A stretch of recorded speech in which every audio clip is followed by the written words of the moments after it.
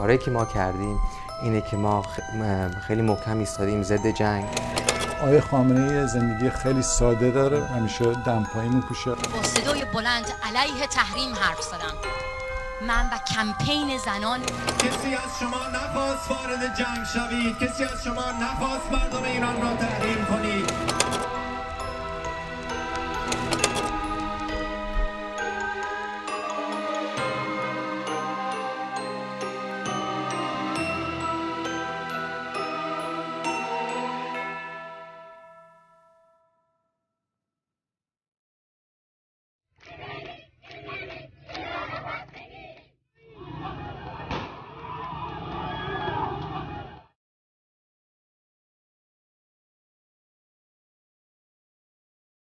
سازمان اطلاعاتی رژیم مطمئناً بیکار نمیشینن که بذارن ما به راحتی هر کاری از دستمون برمیاد انجام بدیم علیه رژیم و مخصوصاً این انقلاب با این بزرگیش که به شدت رژیم رو آزار داده، از همه روش‌های سرکوب استفاده کرده، موفق نشده سرکوبش بکنه و حالا داره سعی میکنه سوارش بشه.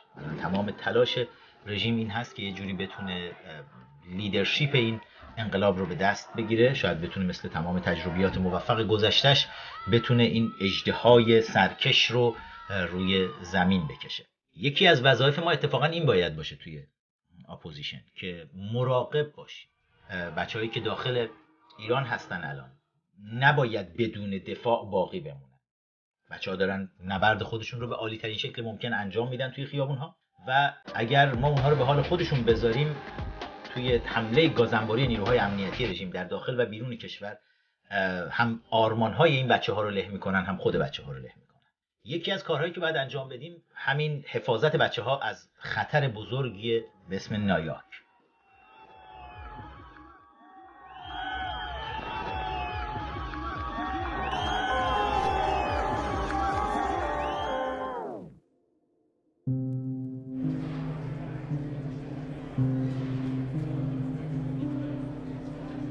نایاک خطرناکترین جریان مدافع رژیم ملاهاست که در 20 سال گذشته نه در امریکا، در سراسر دنیا تونسته شکل بگیره.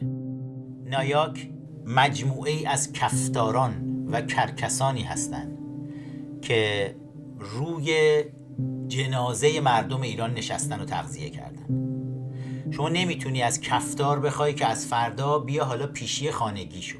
اینا مزدوران خامنه‌ای هستن و اتفاقا کثیف‌تر از اون مزدورانی هستن که توی خیابون اسلحه میکشن به روی بچه‌های مردم.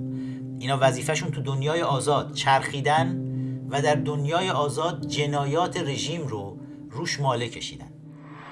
جنبش سبز یک جنبش دموکراتیک. خاص این جنبش کاملا مشخصه. دموکراسی و حقوق بشر برای ایران.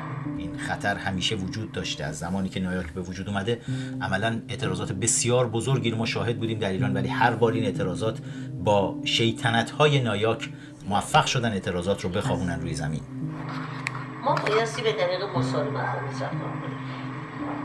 یعنی بریم سراغ قانون اساسی که مورد قبول همین حکومتی ها. مبارک بن علی نوبت سید علی.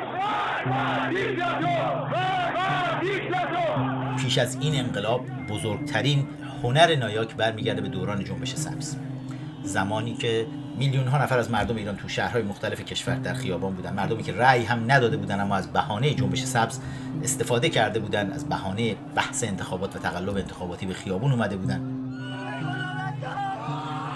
انقلابی که نمادش ندایی بود که اصلا رأی نداد.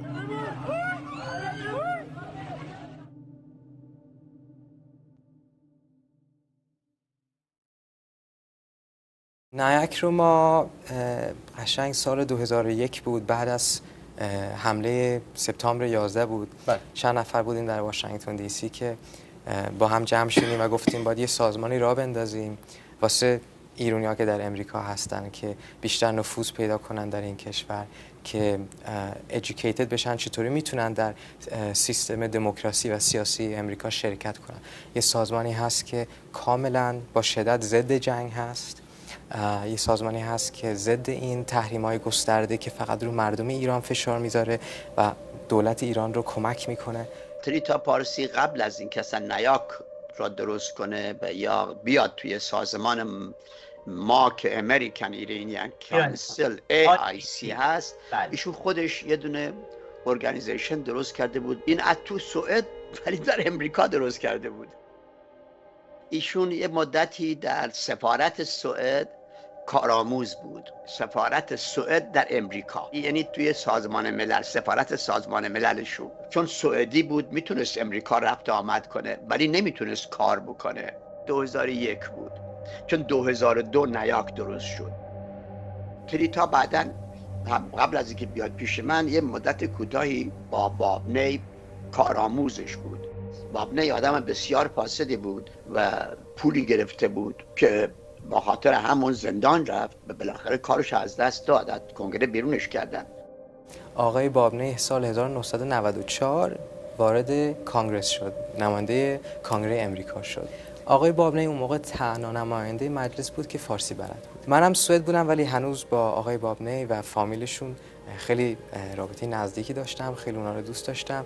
اینا هوست فامیلی من بودن وقتی من امریکا بودم. سال 1997 ایشون منو دعوت کرد، گفت که بیا کانگرسی اینترنشیپ انجام بده واسه درسات خوب.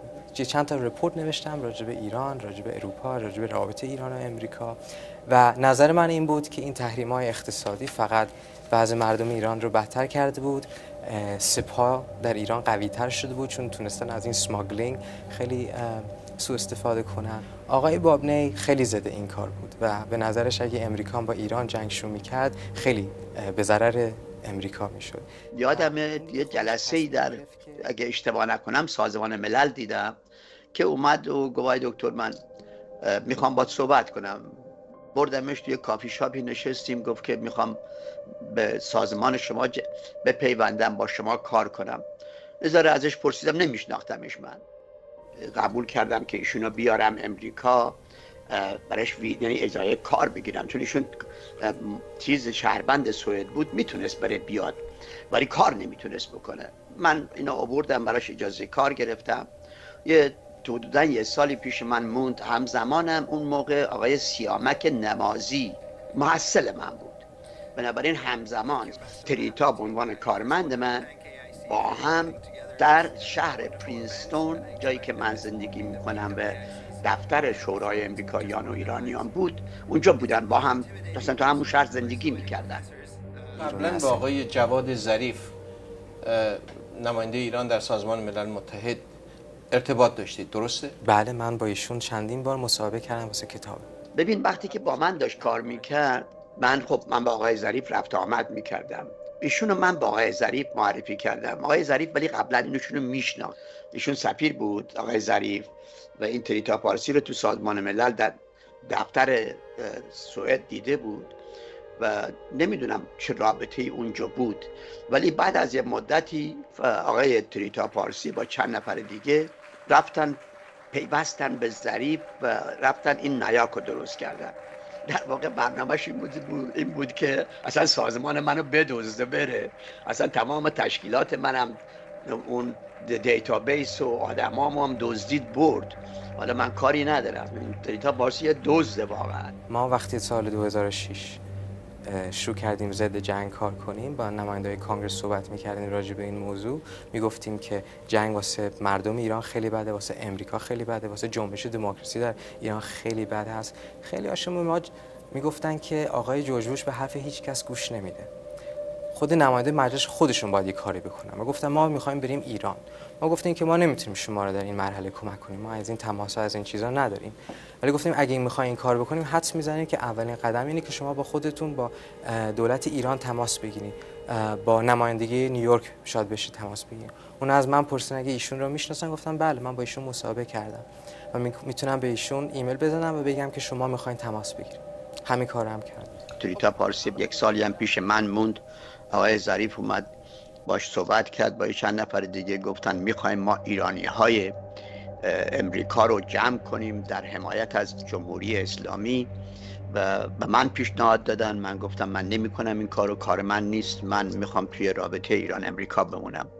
بعدم اومدن نیاک رو درست کردن و اگه ما قانون اساسی یا اساسنامه نیاک و اولین اساسنامه‌ش هم بخونیم میگه که ما فقط جمع شدیم که ایرانی ها رو سازمان بدیم و اصلا بحثی از رابطه ایران امریکا توی اون اساسنامه نیست. دلیلش هم این بود که میترسیدن من شکایت کنم براشون، چون به اصطلاح تریتا پارسی تعهد داده بود به من که وارد این میدون نشه. نایک چند تا عضو داره؟ ما یه میلینگ لیست داریم که به بیشتر از 30,000 نفر میرسه. خب پید ممبرشیپ دور بر 3,000 نفر. 3,000 نفر. وقتی شما به کنگره آمریکا میرین، وقتی با سناتورها و نمایندگان آمریکا صحبت میکنید، وقتی با مقامات سیاسی تماس میگیرید، شما خودتون نماینده این تعداد معرفی میکنید یا نماینده جامعه ایرانی؟ این تعداد. به هر حال ولی بعد از یه مدتی زدن زیرش و رفتن اساسنامه رو عوض کردن و رابطه ایران امریکا رو هم توش گذاشتن.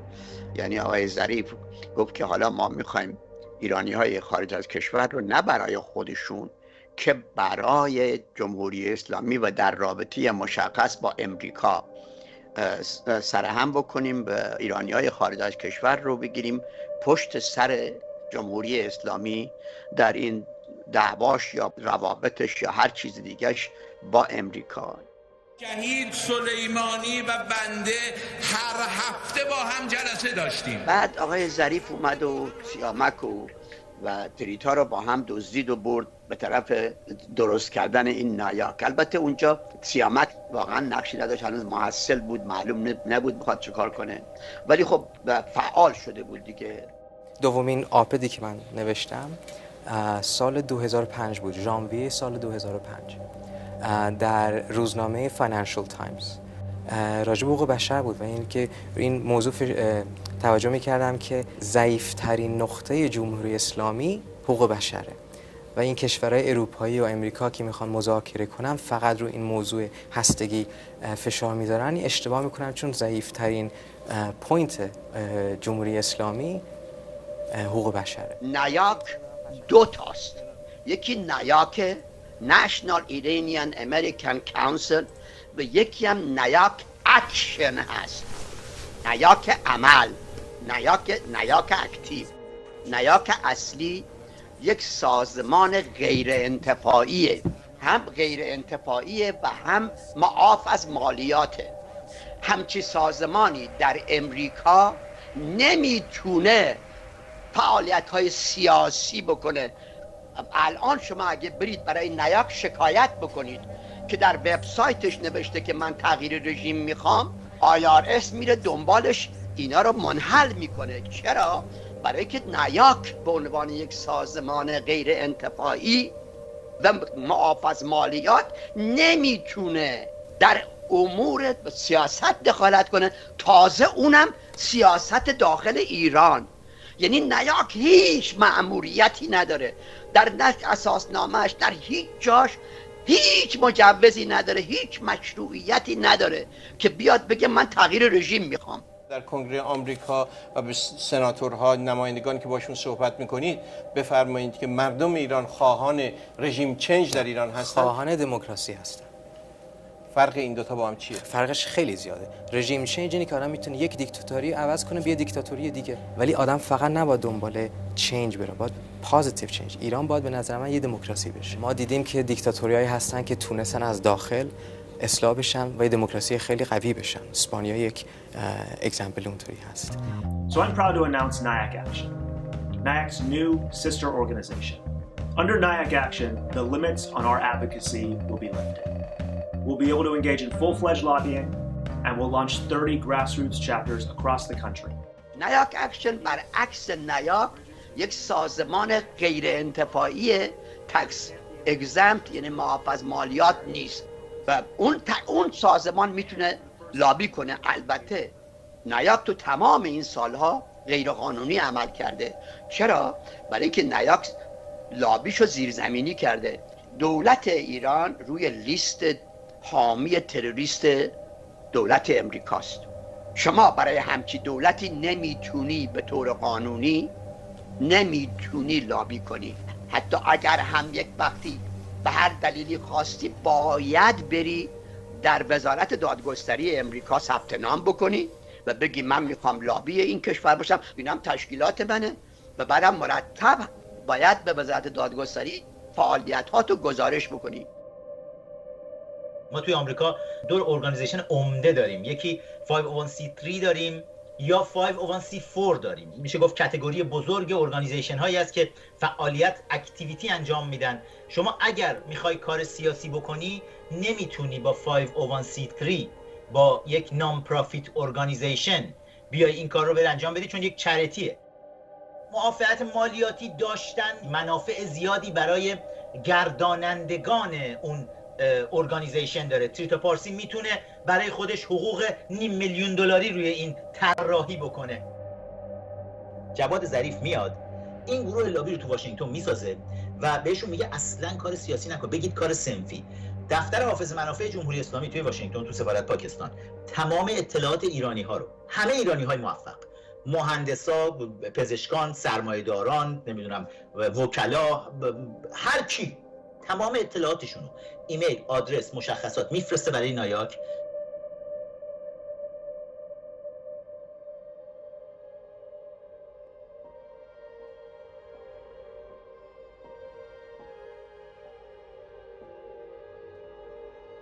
جواد ظریف و تیم وزارت خارجه رژیم ملاها شروع میکنه از طریق نایاک با کنگره آمریکا ارتباط برقرار کردن، با سیاستمداران توی وزارت خارجه آمریکا، توی کاخ سفید ارتباط برقرار کردن و از این طریق سعی میکنن تأثیر بذارن روی سیاستمدارها. از همه روش‌های ممکن هم استفاده میکنن. پول‌های کلانی که پولشویی میشد میومد از طریق نایاک برای کمپین‌ها، به ویژه کمپین‌های دموکرات‌ها در آمریکا خرج میشد. همینطور استفاده از دختران ایرانی.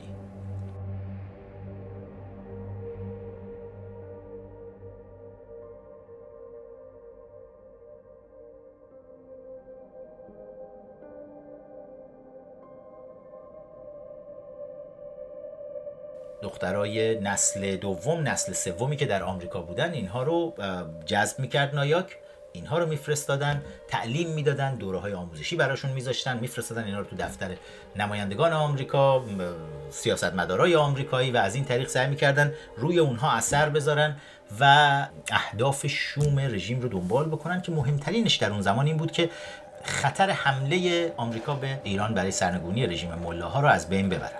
آمریکا تازه به افغانستان حمله کرده بود بعد از 11 سپتامبر، آماده حمله به عراق بود و طرح بعدی صحبت از حمله به ایران بود. اون زمان خب امریکن انترپرایز اینستیتوت حرف اول و آخر رو توی تینک تانک های واشنگتن داشت میزد. تینک تانکی که معاون رئیس جمهور آمریکا از این تینک تانک وارد شده بود به دولت، دیک چنی، و همینطور جان بولتون بسیار نزدیک بود به پرزیدنت بوش و در نهایت تونست حتی کنگره رو پرزیدنت بوش دور بزنه، چون نمیخواستن موافقت بکنن و جان بولتون رو به عنوان سفیر آمریکا توی سازمان ملل معرفی بکنه. همینطور کسایی مثل ریچارد پرل که خود من رو به آمریکا آورد. ریچارد پرل توی وزارت دفاع آمریکا عملاً به عنوان طراح جنگ عراق شناخته میشد و شخصیت‌های قدرتمندی بودن که همشون از درون تینک تانک امریکن انترپرایز اومده بودن، وارد دولت شده بودن. حالا رژیم داشت سعی میکرد این پشت یک روشی رو ایجاد بکنه که با ایجاد تینک تانک های موازی بتونن خنثی بکنن به نوعی دولت آمریکا رو که دیگه به سمت حمله به ایران و سرنگونی رژیم ملاها فکر نکنن. موفق هم شدن. کمپین بسیار بزرگی رو درست کردن. توی همین حین کمپین تریتا پارسی و تیمش موفق میشن با دموکرات‌ها به قلب دموکرات‌ها راه پیدا بکنن. سراغ سناتور جوانی میرن از ایالت ایلینویس، سناتور باراک اوباما. It's the answer spoken by young and old, rich and poor, Democrat and Republican, black, white, Hispanic, Asian, Native American, gay, straight, disabled and not disabled. و همه اون چیزها و ویژگی‌هایی رو که رژیم ملاهای حاکم بر ایران نیاز داشت در کمپین باراک اوباما دیده میشد. در باراک حسین اوباما، چپگرا، برای همین نایاک به راحتی تونست توی این کمپین نفوذ بکنه و بعد وقتی که باراک اوباما رأی میاره و به کاخ سفید میره، همراه خودش نایاک رو هم به وزارت خارجه آمریکا هم به کاخ سفید میبره و دست راست تریتا پارسی سحر نوروززاده تا سمت مشاور عالی امنیت ملی رئیس جمهور در امور ایران میتونه رشد بکنه و بالا بره. خب ما ما همه تعهداتمون رو بر اساس برجام انجام دادیم و حتی تو این فقط 8 ماه که میگذره از اجرایی شدن برجام اتفاقای اقتصادی مهمی افتاده، من جمله ارتباط برقرار کردن ایران با صدها بانک‌ها. ولی خب ما تلاشامون رو ادامه داریم میدیم، یعنی تیم‌های مختلف داریم میفرستیم به سراسر دنیا که با بانک‌های بین‌المللی، شرکت‌های بین‌المللی بشینن گفتگو کنن، سوالاتشون رو جواب بدن، برای اینکه شفاف کنیم که بعد از برداشتن تحریم‌ها چه درهای تجاری باز شده با ایران. بر اساس برجام یک کمیسیون مشترک داریم که وظیفه کمیسیون مشترک این است که نظارت بکنه بر روی اجرایی شدن برجام. ملاقات‌های مختلف در سطح‌های مختلف هر چند وقت اجرا میشه و شاید در سطح وزیر اجرا بشه و خب این نشون میده که چقدر برجام برای همه طرفین مهمه. یکی از بزرگترین دستاوردهای گفتگو هسته‌ای این بود که کانال‌های مختلف در سطح‌های مختلف باز شد بین ایران و آمریکا و ما اهمیت خیلی زیاد میدیم که این کانال‌ها باز بمونند و حتی آمادگی رو داریم که کانال‌های بیشتر باز کنیم برای گفتگو. کسی که سحر نوروززاده سال 2002-2003 وقتی که نایاک ساخته میشه، نویسنده بولتن‌های نایاک در کنار تریتا پارسی سحر نوروززاده بود. در واقع نویسنده اصلی سحر نوروززاده بود و تریتا پارسی فقط اسمش به عنوان فاوندر اونجا بود و پول‌ها رو از رژیم دریافت می‌کرد که این بچه‌ها رو دور همدیگه بتونه جمع بکنه. همزمان با امریکا تریتا پارسی برادرش روزبه پارسی توی اروپا هم تینک تانکی رو با همین ویژگی میسازه که کشورهای عضو اتحادیه اروپا بتونن اثرگذار باشن و در اونجا هم موفق بودن، اما نه به اندازه موفقیتی که اینجا در ایالات متحده آمریکا نایاک داشت. یعنی عملاً نایاک وزارت خارجه رو کامل در اختیار میگیره. میز ایران دسک توی وزارت خارجه آمریکا میشه کامپلت نایاکی. حتی پول‌هایی که دولت آمریکا قرار بود بیاره بده به رسانه‌های اپوزیشن، قرار بود بده به اپوزیشن، کی مشخص میکنه این پولا کجا بره؟ خانم شروین حاجیلو که داره با نایاکی‌ها همکاری میکنه. شروین حاجیلو کارمند رسمی وزارت خارجه آمریکا و عضو ارشد تیم میز ایران در دوران ریاست جمهوری اوباما مدیریت ملاقات‌های تیم لابی جمهوری اسلامی و مقامات بلندپایه دولت ایالات متحده را بر عهده داشت. وی همزمان با کار در وزارت خارجه آمریکا مشاور سیاسی، اجتماعی، رسانه‌ای و فرهنگی نایاک در ایالات متحده بود. دولت آمریکا همه ساله بودجه‌ای برای گسترش دموکراسی در کشورهای تحت دیکتاتوری اختصاص می‌دهد که توسط حاجیلو و تیمش سحر نوروززاده و هالی دگرس به سازمان‌های اختصاص می‌یافت که از تغییر رژیم در ایران حمایت نمی‌کردند. به عنوان مثال آموزشگاه توانا به مدیریت مریم معمار صادقی و اکبر عطری به واسطه نزدیکی به تیم شروین حاجیلو در میز ایران وزارت خارجه آمریکا موفق به دریافت 11 میلیون دلار بودجه در دولت اوباما شدند. همین تیم نقش فعالی در صدور ویزای آمریکا برای اصلاح طلبان و خانواده‌هایشان داشته است. در دولت باراک حسین اوباما تمامی صفحات و وبسایت‌های فارسی زبان وزارت خارجه آمریکا توسط شروین حاجیلو و تیمش متشکل از فرناز فصیحی، نگار مرتضوی، هالی دگرس و نهال طوسی مدیریت و تولید محتوا میشد. در این عکس در کنار شروین حاجیلو آریان طباطبایی دیده می شود. آریان فرزند سید جواد طباطبایی است، کسی که به عنوان فیلسوف بارها توسط سران جمهوری اسلامی مورد تقدیر قرار گرفت. با مرگ سید جواد طباطبایی در اسفند 2701 تمامی رسانه‌های فارسی زبان خارج از کشور برایش مرثیه سرایی کردند. در مذاکرات احیای برجام که توسط دولت بایدن پیگیری میشد، آریان طباطبایی به عنوان نماینده نایاک در تیم ایران وزارت خارجه آمریکا در کنار رابرت مالی حضور داشت. آریان همواره در سخنرانی‌هایش از خامنه‌ای، قاسم سلیمانی و اهداف تروریستی جمهوری اسلامی در منطقه دفاع کرده است. Because Iran is othered, it is alienated, isolated, it doesn't have the conventional means to compete with its adversaries, that it is actually worth the sanctions and the reputational costs to continue working with these groups. A lot of people were talking about what Soleimani's death might mean for the Quds Force because he was such a visible, symbolic person, right? But protests are actually a feature in the Islamic Republic. They're not a departure. They're perhaps getting more attention today, and there's social media, so you see a lot more of, you see videos and footage and images, but they've been happening since the beginning of this regime, and actually going back to the early 20th century with the constitutional movement. So protest, discontent, reform efforts are all part of an inherent part of Iranian public life. People have been predicting that the Islamic Republic will collapse. And actually there's a joke that goes around in Iranian families, which is, inshallah next year in Tehran, right? But inshallah next year in Tehran has been sort of kicked down the road for 41 years. And that's not something that we associate the Supreme Leader with generally. We think of him as a hardliner. We think of him as someone who doesn't want change. He's not exactly the most progressive person when it comes to things related to culture, for instance, or human rights, women's rights. But in this particular topic, he has been fairly flexible so far. But because we're painting Iran with a broad brush, we're not really taking that into account. And people keep referring to him as the hardliner, who's not really willing to compromise. But Iran can't choose to ignore what is going on in Iraq, because ISIS actually poses a viable threat to Iranian borders. In terms of the nuclear negotiations, I think that is certainly the fear that a lot of hardliners on all sides, whether it's in Iran, in the United States, in Israel, and Saudi Arabia have, that we would get a quote-unquote bad deal because people are just so willing to move on and to start working to fight ISIS. As someone who has family in Iran, who goes to Iran, I can tell you that sanctions do really have a negative impact on people's lives. My parents, who recently moved back from Paris, tell me that they pay more for chicken in Iran than they did in Paris. من امیر عباس فخرآور هستم. دومین ماهی که به آمریکا پا گذاشتم، دعوت شدم برای شهادت دادن در سنای آمریکا علیه رژیم ملاها.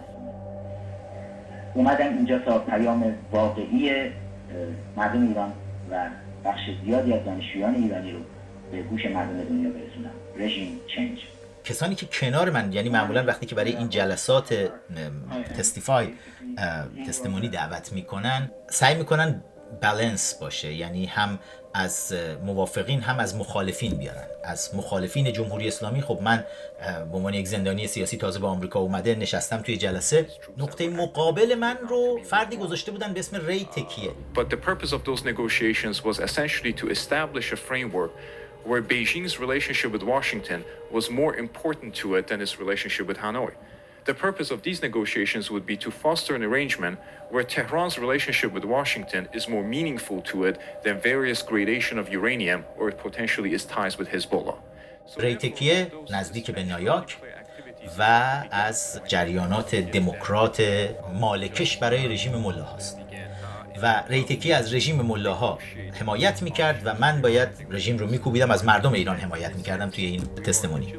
که بعد هم فهمیدیم که خب همین ری تکیه دوست صمیمی و تقریبا برادر ولی نصر هست، پسر سید حسین نصر، و خود ری تکیه به عنوان پسرخوانده سید حسین نصر شناخته میشه. سید حسین نصری که خودش یکی از پدرخوانده های نایاک هست و در کنار جواد ظریف برای ساختن نایاک بسیار تلاش کردن. توی جلساتشون دائم ما ولی نصر پسر سید حسین نصر رو دیدیم، سیاست ها کاملا با هم دیگه مچ و یک در هم آمیختگی رو توی خانواده نصر و نایاک غیر قابل انکار هست، همیشه دیدید و میبینید. و همه اینها به سید حسین نصر، رئیس دفتر خیانتکار ملکه ایران در سال 57، کسی که عملاً کودتای 57 رو در دفتر خودش سازماندهی کرد با وارد کردن کسایی مثل غلامعلی حداد عادل، مطهری و همه اینها به دفتر ملکه، اون خیانت بسیار بزرگ سال 57 رو شکل داد.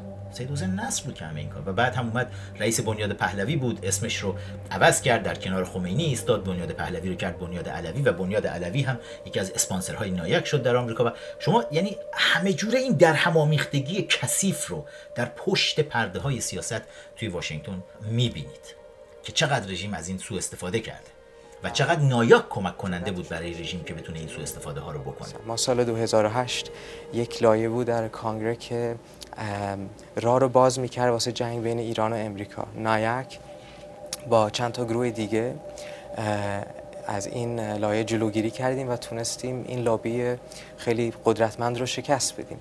از وظایف دیگه این نایاک غیر از تاثیرگذاری روی سیاستمدارها مونیتور کردن اپوزیشن بود.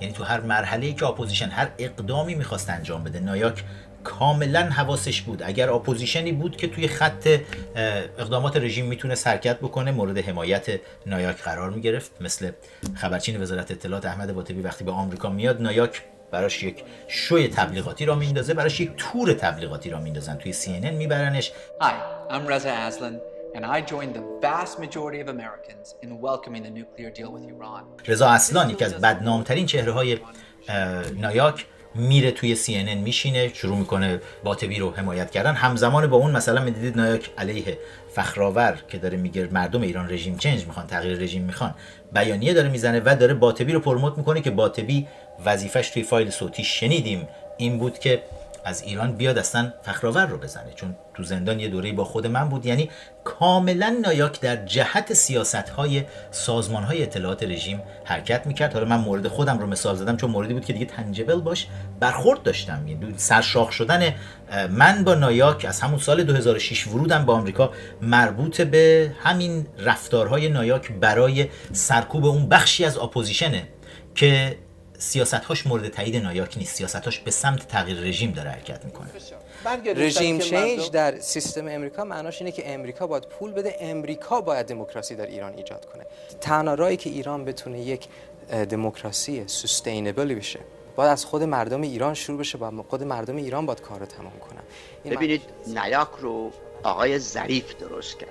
آقای ظریف تو کمپ اعتدال و به اصلاح طلبه. بنابراین آقای تریتا پارسی و نایاک توسط اصلاح طلبا به اون گروه به اصطلاح اعتدال درست شد.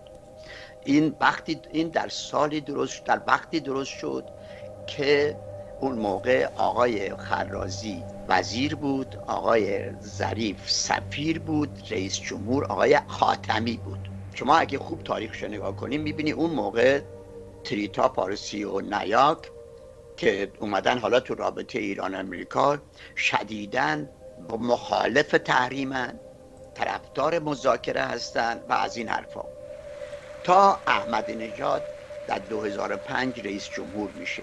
ظریف هنوز سفیر بود. آقای ظریف با آقای احمدی نژاد مشکل پیدا کرده بود. ظریف اومد به نایاک گفت که شما هم باید تغییر روش بدید، حالا به جای اینکه مخالف تحریم باشید باید طرفدار تحریم باشید، مخالف مذاکره باشید و از این حرفا. شما اگه خوب نگاه کنیم میبینی یک دفعه نایاک 180 درجه برمیگرده، از کسی که مخالف تحریم و طرفدار مذاکره هست میشه طرفدار تحریم، طرفدار حقوق بشر، مخالف رابطه و شروع میکنه علیه احمدی نژاد و دولتش سر صدا کردن.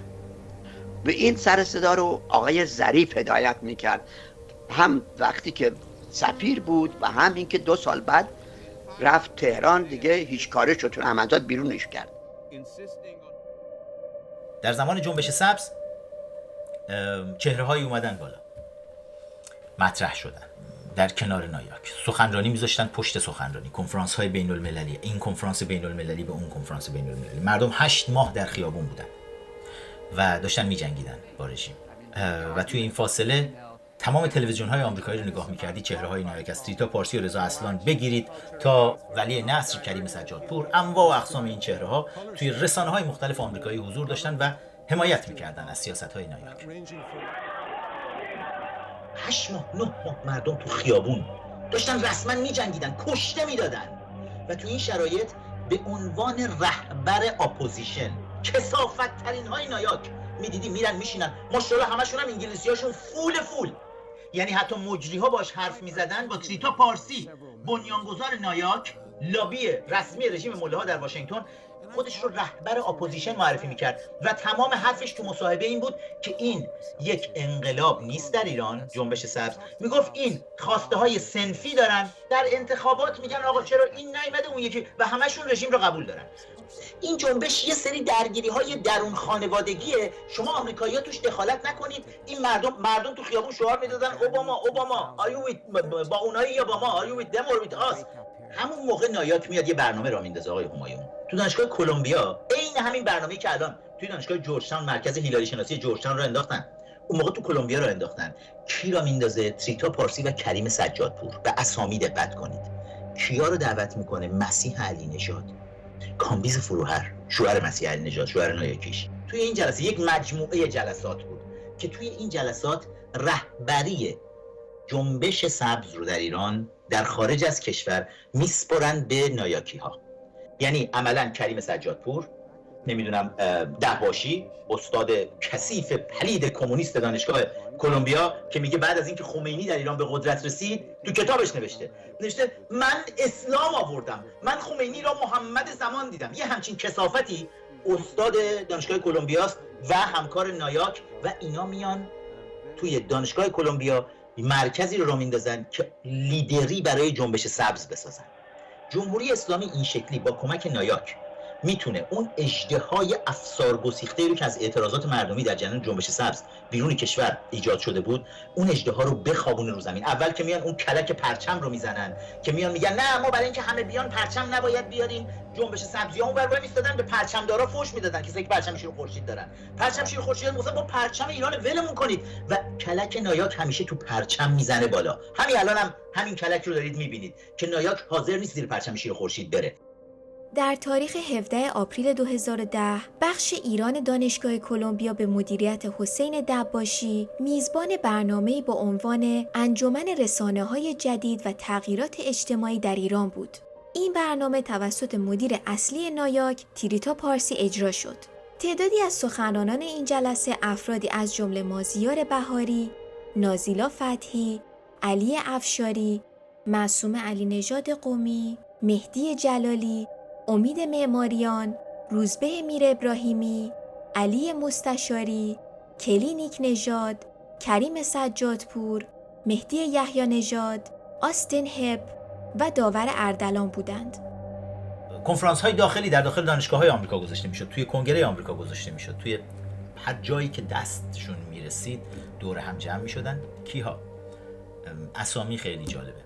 ری تکیه، سوزان ملونی زن ری تکیه، کریم سجادپور، تریتا پارسی، جمال عبدی، مسیح علی نژاد و حالا بریم یه خورده جلوتر بسیاری از سلبریتی هایی که کنار اینها می اومدن قرار می گرفتن. خیلی هاشون گول خورده بودن، مثل نازنین بنیادی، مثل دکتر فیروز نادری. همه اینها کسایی بودن که خب سلبریتی های حالا علمی یا هنری که گول می‌خوردن. نایاک می آورد اینها رو وسط، بازیشون میداد و اگر میفهمیدن خودشون رو جدا می‌کردن ازش و اگر نمیفهمیدن که همینجوری توی گول خودشون باقی میموندن. در نهایت هدف یک چیز بیشتر نبود. هدف این بود که انقلاب رو بکشن.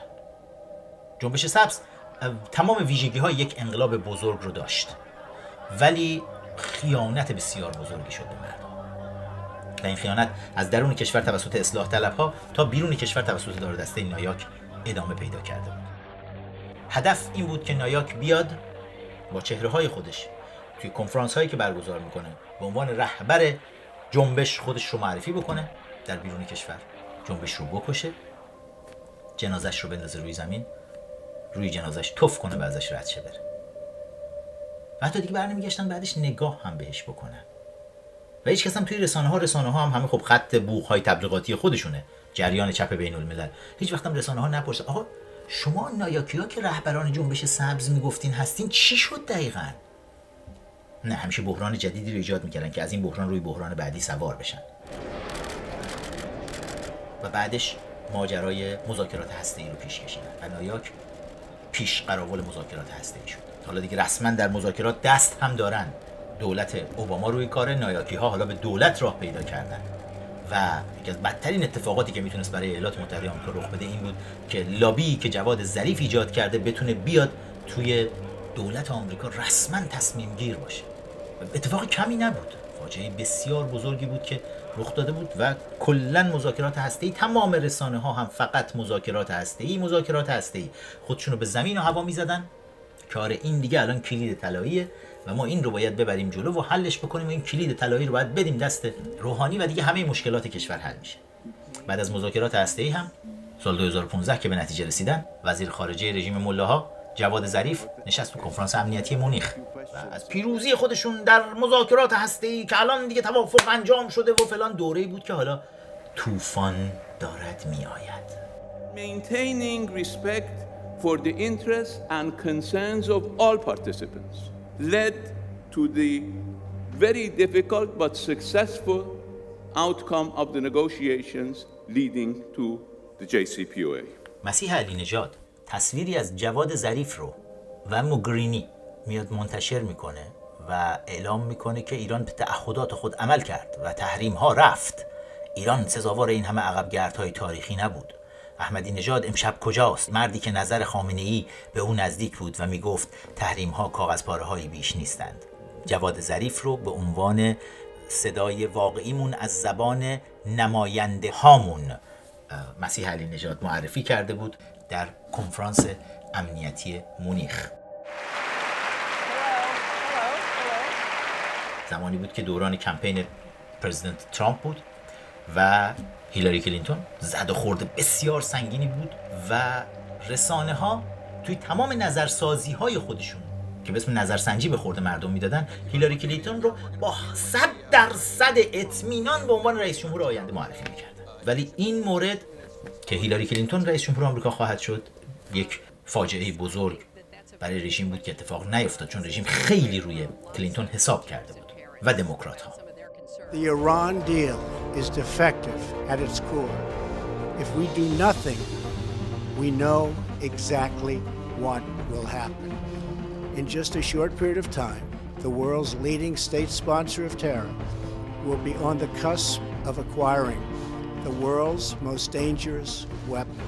Therefore, I am announcing today that the United States will withdraw from the Iran nuclear deal. ما در کنگره برنامه‌های مختلف میذاریم، کنفرانس‌های مختلف میذاریم راجع به ایران، راجع به وضع حقوق بشر در ایران، راجع به روابط بین ایران و امریکا و در این 10-20 تا برنامه که ما تا حالا داشتیم یک بار آقای فلینت لورت رو دعوت کرده بودیم که صحبت کنم، یک بار خانم ایشون. بله، ولی چطوری که شما به مهمانی خصوصی ایشون دعوت میشید و در من یک بار دعوت شدم خونه‌شون، یک بار تنها. و بعد نمایندگان شرکت‌های نفتی در اونجا هستند. این ماجرا چیه؟ آقای فلینت لورت یک بار منو دعوت کرده، یک دینری گذاشته بود، نماینده‌های گروه‌های نیو کنسرواتیو اونجا بودن، چند نماینده از مجلس، اونایی که اونجا کار میکنن، نه اونایی که خود نماینده مجلس هستن. یک نفر هم مثل که از یک از این شرکت‌های نفتی اونجا بود. یه گفتگو بود، یه دیبیتی بود بین آقای دیوید فرام که یکی از این نیوکان‌های خیلی تندروی هست و افراد دیگه. یه گفتگو بود، کسای دیگه هم اونجا بودن، آقای کریم سجادپور اونجا بود.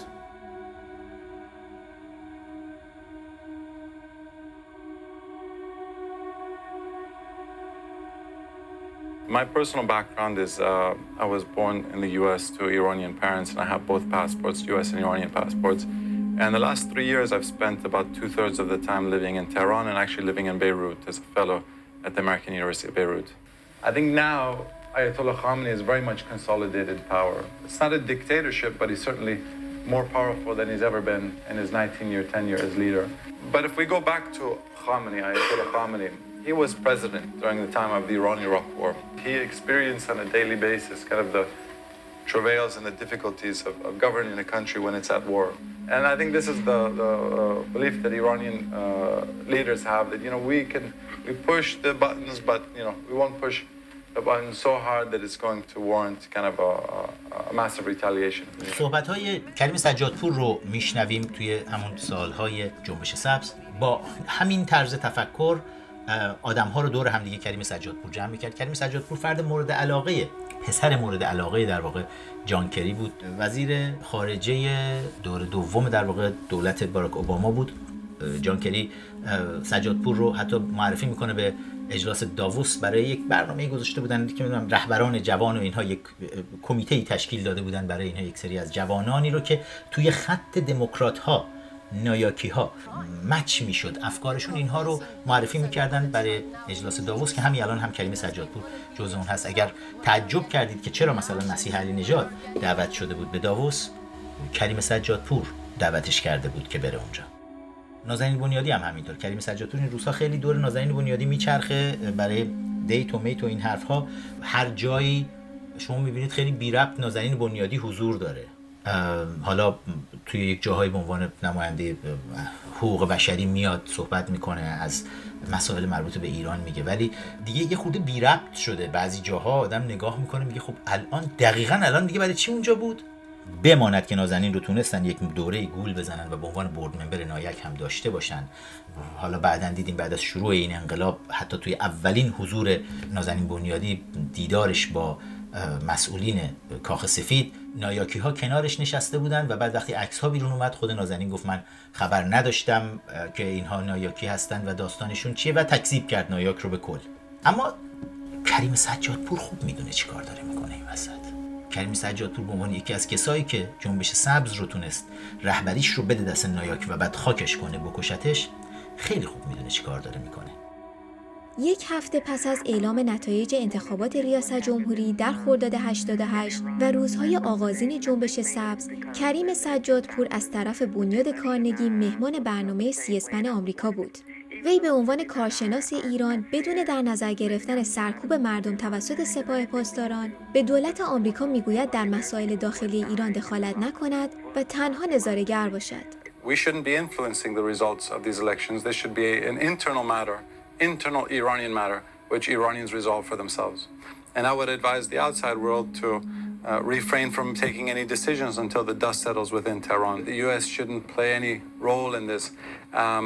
And so I think that one of the ways we can help is to simply sit on the sidelines at the moment, not endorse the results of these elections, but not necessarily contest them either. We live in such a globalized world today with Twitter and Facebook on all of these sites. And I think just simply participating on some of those debates and discussions. But I think from a political level, the role of the U.S. government should be to simply stay an observer in the situation and not to declare a preference for either candidate. Before we begin, I just wanted to thank بنیاد کارنگی از بازوهای حزب دموکرات در واشنگتن همیشه میزبان اعضای نایاک و دیگر لابیان جمهوری اسلامی برای سخنرانی در پنل‌های مختلف بوده تا جنایات این رژیم را سفیدشویی کنند. در میان این سخنرانان میتوان به نامهای ولی نصر، کریم سجادپور، مسیح علی نژاد، مازیار بهاری و غیره اشاره کرد. این بنیاد تأثیر زیادی در تصمیم گیری های سیاستمداران حزب دموکرات در خصوص خاورمیانه و ایران دارد. Carnegie Endowment is a non-profit organization which doesn't get any money from any foreign entities or foreign governments. And if you've been listening to some of my questions, I repeated earlier that I'm unequivocally opposed to any type of military action against Iran. سازمان گروه بین المللی بحران هم که سجادپور در آن استخدام بود، یک مؤسسه غیر انتفاعی و غیر دولتی است که وظیفه دارد تمام قد از وقوع جنگ جلوگیری کند. International Crisis Group is an NGO, a non-governmental organization whose mandate is to prevent and resolve violent conflict. And we're based wherever there's conflict in the world, places like Iran, places like Iraq, the Middle East, South America, East Timor, Israel, Palestine, obviously. So we're based in these hotspots around the globe. در تاریخ 24 جون 2009 جان کری، رئیس کمیته روابط خارجی سنای آمریکا، میزبان کریم سجادپور از بنیاد کارنگی، مهدی خلجی، هومن مجد، سوزان ملونی و چندی دیگر بود. هدف از این برنامه بررسی وضعیت سیاسی ایران و نحوه تصمیمگیری دولت اوباما در برخورد با جنبش سبز بود. پس از این شهادت کریم سجادپور، مهدی خلجی و هومن مجد، دولت باراک حسین اوباما ضمن تایید نظر خامنه‌ای تصمیم به عدم حمایت از جنبش سبز مردم ایران گرفت. هومن مجد از اعضای بلندپایه نایاک می باشد که در جریان مذاکرات برجام هماهنگ کننده تیم جمهوری اسلامی با دولت اوباما بود و بارها در کنار جواد ظریف در بالکن هتل در وین دیده شده.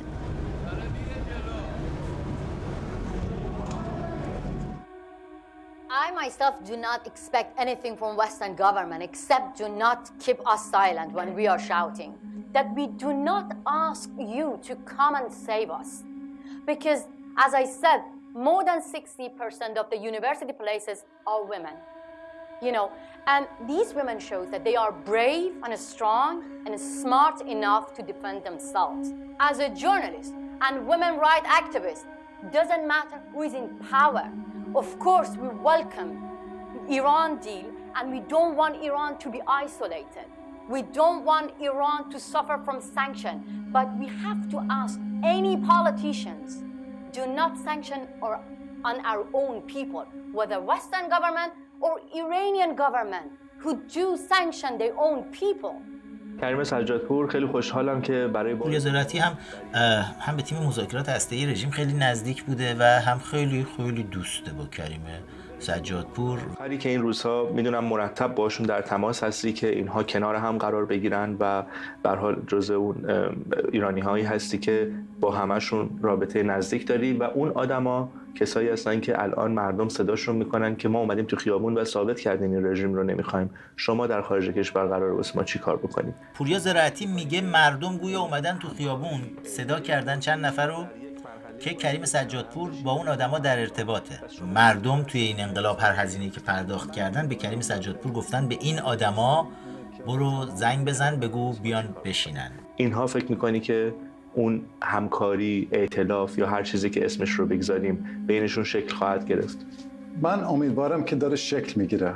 حالا نمیتونم بگم فردا، ولی به زودی من احساس میکنم که داره شکل میگیره. خیلی حس مثبتی دارم راجع به این وقتی که با همشون صحبت میکنم. یعنی بعضیاشون دوستای قدیمی هستن، بعضیاشون دوستای جدیدن. دوستای قدیمی مثل مسیح علی نژاد، مثل نازنین بنیادی، اینا دوستای قدیمی هستن و دوستای جدید درباره حامد اسماعیلیون و سایر داره صحبت میکنه. کریم سجادپور شروع میکنه تماس گرفتن با همون چهرهایی که از قدیم میشناسه، برای بچهای نایاکی، کسایی که مورد اعتماد نایاک هستن. اما این وسط یک مشکل بسیار بزرگ داشتن. نایاک اعتبار نداره، نایاک رو مردم شناختن، آبروی نایاک رفته و بر همین یک کلکی میزنن. شاهزاده رضا پهلوی رو میارن وسط، ایشون رو دعوت میکنن و دور ایشون رو پر میکنن از نایاکی ها. در بخش مهمی از این مقاله، اصلا یکی از زیبایی‌هایی که این مقاله داشت، من چندین بار مطالعهش کردم، اینه که علاوه بر زندگی سیاسی آقای خامنه‌ای، این وسط‌های یه گریزی هم میزنید به زندگی شخصی و خصوصیت‌های شخصیتی ایشون. این حرف‌ها مربوط به چند روز قبل از کشتار آبان هست، آبان 98. خب فکر میکنم که خیلی فرق داره با آقای ترامپ و این جالب بود. ادیتور فکر کرد که این خیلی جالبه که این دوتا رو مقایسه بکنیم. آقای ترامپ که 3 زن داشت توی زندگیش، دنبال پول و دنبال زندگی خیلی لوکس، هواپیما خصوصی، دوست داره بره این ور اون ور در دنیا، و یه رهبر که گفتم 30 سال است که از کشور نرفت بیرون، 55 سال هست که با زنش هست و حتی یه بارم ندیدیم حتی یه عکس از زن آقای خامنه‌ای، و همیشه دوست داره نشون بده که آدم خیلی ساده است. همیشه دمپایی میپوشه. اونایی که میرن خونهش، یه خونه خیلی ساده میدان پاستور، تعریف میکنن که شام نیمرو نون و کشمش میخوردن. خونه کوچولو توی پاستور نیست، اون همون کاخ مرمر شاهه توی منطقه حفاظت شده پاستور، و خامنه‌ای داره توی یکی از همین کاخهای شاه در تمام این سالهای مثلا رهبری تو کاخ مرمر داره با خانواده زندگی میکنه. دقت بکنید کریم نایاکی که دشمن خونی پرزیدنت ترامپ اینجا داره پرزیدنت ترامپ رو تخریب میکنه و وقتی درباره خامنه‌ای حرف میزنه با عزت و احترام، یعنی آقای خامنه‌ای از دهنش نمیفته و چقدر عزت و احترام و چه دروغ‌هایی درباره خامنه‌ای میگه. بیش از 100 میلیارد دلار داره در خدمتش آقای خامنه‌ای که هر جوری که دوست داره این پولا رو خرج بکنه میتونه، ولی مثل آدمای دیگه نیستش که مثلا زنش دوست داره بره لندن هارودز خرج بکنه یا خودش دوست داره بره با هواپیما خصوصی این ور اون ور در دنیا یا لباس خیلی شیک بپوشه. فکر میکنم که مهمترین انگیزه آقای خامنه‌ای پول نیست، قدرت هست و ایدئولوژیش. ولی تمام پول کشور دستشه، چی شد پس؟ که 3000 میلیارد دلار پول نفت گم شده در دوران رهبری خامنه‌ای چی شد پس، و نگاهی که امثال کریم سجادپور و نایاکی ها از خامنه‌ای به دنیا ارائه می‌کردن تا چند روز قبل از قتل عام آبان 98. حتما باید همچین قتل عامی میشد تا این همه بچه‌های مردم کشته بشن، تا دنیا خودش ببینه که دیگه حرف این کارشناس‌ها رو نپذیره، دنیا خودش ببینه با چه رژیم جنایتکاری طرفه و بعد برگرده یواشکی از اون پشت از کریم سجادپور بپرسن اون وقت سیاستمداری واشنگتن که ببخشید اونی که میگفتی دمپایی پاره میپوشه و دزد نیست و خوبه و کاری نداره و توی خونه فقیرانه داره زندگی میکنه، نیمرو میخوره، خورما میخوره توی منطقه پاستور جنوب تهران، این چی شد پس؟ این همه بچهای مردم رو چرا کشت؟ که بعدم سجادپور بگه که نه اینا تبلیغات زیاد جدی نگیرید، کاری باش نداشته باشید. و فکر میکنم یه خلاصه خیلی مهم بود برای من. این مصاحبه در سال 98 دقیقاً در 30 سالگی رهبری خامنه‌ای انجام شده. خامنه‌ای در طول این سالها مشغول جنایت و دزدی از پول مردم ایران بوده و دستور قتل عام هزاران ایرانی را صادر کرده. اما بر اساس تصویری که کریم سجادپور از خامنه‌ای ارائه می‌دهد، او را یک دیکتاتور هنرمند می‌داند که دزد و قاتل نیست. این یک سفیدشویی کامل از جنایات خامنه‌ای است. خب میشه گفت که واقعا یه هنر دیکتاتوری داره، برای اینکه الان 30 ساله که سر کار هست و کسی فکر نمی‌کرد که اینقدر آدم قوی بشه. من واقعا فکر می‌کنم که این آخرین 5-10 سال شد قوی ترین دیکتاتور در تمام خاورمیانه، در تمام میدل ایست، و فکر میکنم که دیکتاتور باهوشی است برای اینکه درس‌های مختلف یاد گرفت این آخرین 30 سال. و یه درس خیلی مهمی که یاد گرفت فکر میکنم از زمان شاه، ولی از دیکتاتورهای دیگه در منطقه این است که خوب نیست که تمام قدرت بذاری دست خودت و تمام مسئولیت، و برای همین جوری که آقای خامنه‌ای حکومت میکنه اینه که دوست داره قدرت داشته باشه بدون مسئولیت. برای همین یه رئیس جمهور لازم داره که مسئولیت داره بدون قدرت. جالبتر آن است که از مقالات و کتاب‌های کریم سجادپور به عنوان منابع معتبر در ویکی‌پدیای خامنه‌ای استفاده شده.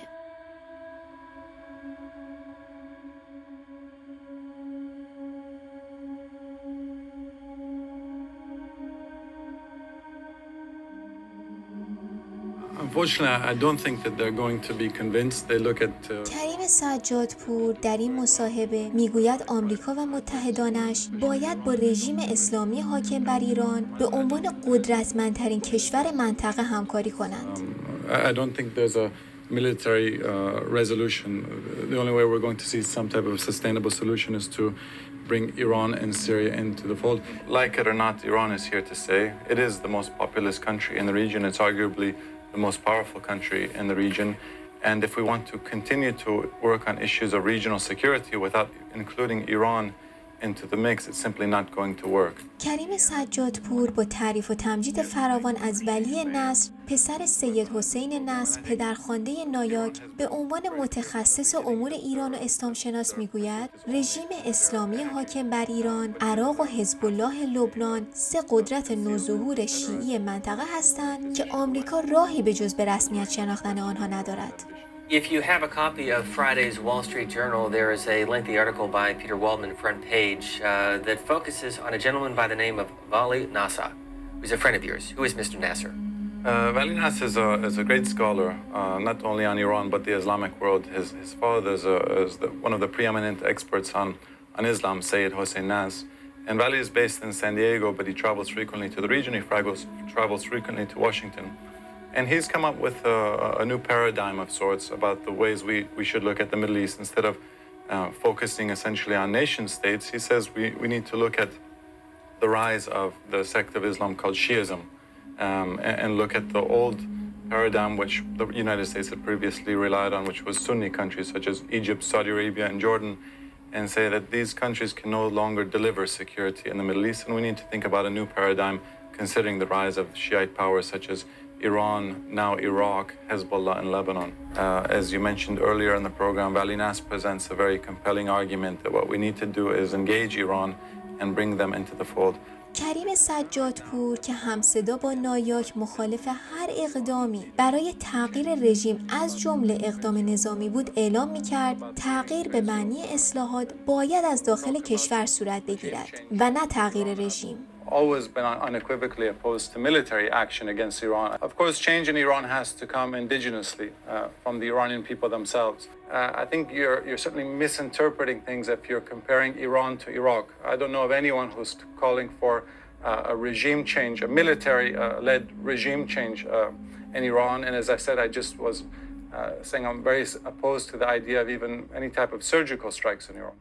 همچنین سجادپور در کنفرانسی در کنار کریستیان امانپور در شروع دور دوم ریاست جمهوری باراک اوباما ادعا می‌کند در صورت بمباران پایگاه‌های اتمی و موشکی جمهوری اسلامی این خامنه‌ای است که سود می‌برد و نه مردم ایران. I think that a military attack on Iran would actually be welcomed by Khamenei and Ahmadinejad because I think it could be the only thing that would really heal internal political rifts.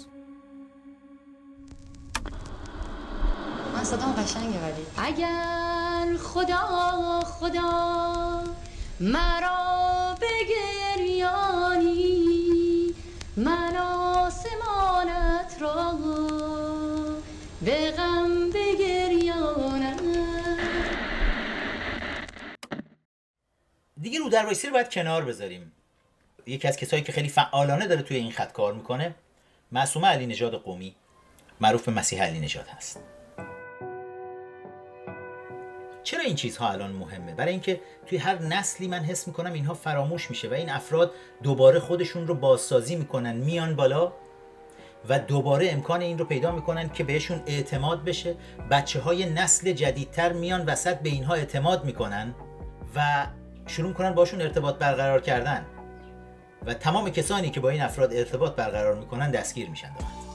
در واقع من بدون هیچ تعارفی میگم این انگ شیرینیه که برای برخورد با این بیقانونی ها اصلاح طلب هستم و تعلق خاطر دارم به یک جریان و جناحی که معتقد باید از اساس پایه این جور بیقانونی ها رو بزنه و امثال من هرگز نسخه تحریم برای انتخابات نمیپیچن. لطفاً ما رو از لیست دلایلتون برای تحریم انتخابات خط بزنید. راجع به تحریم شاید الان دیگه این حرف خیلی معنی نداشته باشه ولی علیرغم اینکه تقلب هم صورت گرفت اگر بار دیگه باز هم انتخاباتی باشه من باز هم فکر نمی‌کنم که دوستان ما نسخه تحریم رو تجویز بکنن. ببینید این قضیه‌ای که الان اپوزیسیون خارج از کشور داره مطرح میکنه که همش داره تاکید میکنه این جنبش دنبال اصلاح نیست، دنبال رأی نیست، بلکه دنبال سرنگونی هست. من یاد یک قصه میندازه که ترجمه‌ام به سبک آقای احمدی نژاد بگم. قصه یک خانومی که همسرش رو گم میکنه، به پلیس مراجعه میکنه و وقتی پلیس میگه که ما برای کمک نیاز به مشخصات بارزی از همسرتون داریم، شروع میکنه به این که بگه همسر من خیلی قد بلند بوده، چارشونه بوده، موهای خیلی مشکی قشنگی داشته. مشخصاتی رو میگه که هیچ تنقیتی با همسر ایشون نداشته. کسی که همراه ایشون بوده ازشون سوال میکنه که این کسی که میگه ربطی به شوهر شما نداره. میگه خب حالا که آقای پلیس داره زحمت میکشه بذار یه خوشگل‌ترش و یه بهترش رو پیدا بکنه. به گمان من اپوزیسیون خارج از کشور همین نگاه رو داره. میگه حالا مردم داخل دارن زحمت میکشن که بذار یه دفعه جمهوری اسلامی رو سرنگون بکنن. حالا این خواهر و برادر پرستوی نر و ماده، پرستوی اطلاعاتی احمد باطوی و معصومه علی نژاد قمی، مسیح علی نژاد، هر دو با هم دارن همکاری میکنن و هر دو دقت بکنید هر کسی با اینها تماس میگیره اینجوری دستگیر میشه. اکنون به مکالمه تلفنی احمد باطوی با محمد حسن جوادی معاون وزارت اطلاعات در سال 2008 گوش میدهیم که به طور مخفیانه توسط باطوی ضبط شده. ببین نه شما اون روز گفتی که من روی این پیشنهادی که شما میدید بررسی میکنم، بعد چون وقت آزاد دارم فکر میکنم، بعد حالا تو تماس که قرارش من یعنی امروز با شما میگیرن یا زودتر روی این که حالا ما چه کمک میتونیم بکنیم یا اینکه نه به قول خودت برنامه اینه که فعلا بمونی و منتظر باشی و تصمیم کسی که برات بگیره. من نمیدونم والا شما به جنبندی رسیدید دیگه. آره نه ببینید جنبندی نرسیدم به خاطر اینکه اینجا اینا هنوز به من جواب نم ندادن و نمیدونم حالا نتیجه چی میشه اینها. منتها من میخوام یه چیزی رو شفاف برای من توضیح بدی. تو دقیقاً کاری که برای من میتونی بکنی، اگه من بخوام برم چه کار میکنی، اگه بخوام برگردم چه کار میکنی برای من؟ پاسپورت بخوای میتونم بهت بدم که از اونجا بری. خب بخوای برگردیم که خیلی راحت میتونی برگردی تو. خب ببین الان من برگردم دیگه پیگیر قضایی برای من نداره. نمیگن تو رفتید خیلی قانونی از مرز خارج شدی باشه رفتی توی کشور غریب بعد اونجا که ما میتونیم چیزی. خب درست این که مطلع شدن که من بهشون اطلاع دادم. میگم من به حداد گفتم که خب همین کسی که به حداد گفته همین کس هم باز به آقای حداد میگه که ایشون با هماهنگی ما برگشته مثلا. خب تو نمی‌دونی خفت منو بچسبی دیگه تو رفتی اونجا پیش کی رفتی چیکار کردید؟ نه از این جهت این چیزی که شما نگرانی که داری اصلا این حل شدن نیست. یعنی این روال گذاشته زندگی رو می‌کنی نمیدونم تو مال کار هستی. من یه کسی هستم که تو این نظام هستم توی حکومت هستم. من از خودم چیزی ندارم که ببین من اگه فردا تو این وزارت خونه نباشم خب دیگه نمیتونم بگم کارمند فلانجا هستم که یه فلانجا دارم از طرف فلانجا صحبت میکنم که نه من الان به عنوان کسی که اینجا هستم و پشتیبانی که این وزارت خونه دارم حرف میزنم. یعنی از نظر یعنی موضوع رسمی وزارت اطلاعات در مورد من داری میگی؟ بله قطعا بدون که من با حمایت اینجا هست. اگه که من مطمئن باشه اگر حمایت اینجا رو نداشتم هیچ موقع به شما قول و قراری نمیگذاشتم و چیزی هم نمیگفتم. چون به شخصی که من نمیتونم تصمیم بگیرم که حرفی بزنم که پشتوانه نداشته باشه که چون میدونم پشتوانه داره برم به شما این رو میگم. یه بخشش هم واقعا اون الفت و دوستی بود که بین ما اتفاق افتاده بود. ما این دو تا رفیق دوست بالاخره اخلاق همدیگه رو درک کرده بودیم. اون گرفتاری‌های شما رو ما میفهمیدیم، مشکلات شما رو میدونستیم. درسته من یه ویژگی شخصی خودمه اون بحث شداست و اون چیزی هم که بین من و شما گذاشته واقعا صادقانه بود. چیزی که بین من از طرف خودم صادقانه بوده. من نه شخص تو رو دارم میگم تو این مجموعه تو این 12 سالی که کار سیاسی زندان اینها بود با آدم‌های زیادی از این مجموعه در واقع حاکمیت جمهوری اسلامی در ارتباط بودن. با فکر کنم شخص تو و فقط شخص تو جز معدود آدم‌هایی بودید که دروغ نگفتن. روح شاد اکبر محمدی رسما در کتاب خاطراتش 20 بار واطبی رو خبرچین وزارت اطلاعات معرفی کرد. اکبر توی زندان کتابی رو نوشت و کتاب خاطرات خودش رو نوشت، خاطرات شکنجه‌های خودش رو که بعداً این کتاب تکمیل شد با دستخط خود اکبر اومد بیرون و منتشر شد. من یه انتقادی که همیشه داشتم به اتفاقاً خانواده شما این بود که چرا اسم یک فرد رو در این کتاب سانسور کرد. بیشتر از 20 بار در کتاب اکبر اشاره به اسم یک نفر کرده بود و گفته بود این فرد خبرچین وزارت اطلاعات. دقیقاً این رو گفته بود جاسوس وزارت اطلاعات و شما به دلایلی مصلحت اندیشی کردید و اسم اون فرد رو سانسور کردید و تو کتاب اکبر در 20 جای مختلف اسم اون فرد رو نوشتید الف ب. من میتونم بپرسم مثلا ببین این میگی که نمیگیم اسما رو چون آسیب بزرگی زد. خیلی از جوانها اگر شاید توی کتاب اکبر اون اسم رو دیده بودن دیگه به سمت اون فرد نمیرفتن و میدونستن اون فرد خبرچین وزارت اطلاعاته. ولی خیلی ها گیر افتادن بعد از اون چون اون مار خوشخط و خال خودش رو به عنوان یکی از رهبران جنبش دانشجویی جا زده بود، کسی که دیپلم نداشت حتی وقتی به زندان افتاد توی ماجرای 18 تیر و همه ما میدونیم کنار خود ما دیپلمشو گرفت توی زندان. ما میدونیم کی براش رفت یواشکی به جاش امتحان داد که این آدم دیپلم بگیره و من و تو و خیلیای دیگه توی زندان همه این داستانا رو میدونستیم ولی سکوت کردیم. من میخوام دیگه سکوت نکن منوچهر. اگر واقعیت‌هایی هست باید گفته بشه بذار بگیم. الف ب کی بود منوچهر تو کتاب اکبر محمدی که شما سانسور کردید؟ بله ایشون منظورش احمد باطبی بودن. مجموعه جاسوس خبرنگاران رژیم ملاها که عمیق نفوذ کردن توی تمام این رسانه‌های فارسی همشون با هم دیگه شبکه‌ای میشن. خب چیش بده؟ حالا داره اینم کارشو انجام میده و این انقلاب رو بالاخره داره معرفی میکنه. انقلاب رو داره چه جوری معرفی میکنه؟ برای چه کاری معرفی میکنه؟ About nuclear deal, I have to be clear that people of Iran were suffering from sanction. And people of Iran do not want to be isolated. So they voted for President Rouhani and they are really happy about nuclear deal. But what concerns Iranian people is just do not bury the human rights under the nuclear deal. This is what we want. I want the media around the world ask our politicians, because we don't have any freedom to ask this question inside Iran. Yeah. That you have a nuclear deal, which is good, but why you don't have human rights deal? Right. This is the time to push the government of Iran to have a human rights deal after having a nuclear deal. This is my goal. وظیفش چیه؟ معصومه علی نژاد بولد میشه، بزرگ میشه توسط این رسانه ها و میاد میشه چهره این حرکت، مثل اتفاقی که در دی 96 افتاد.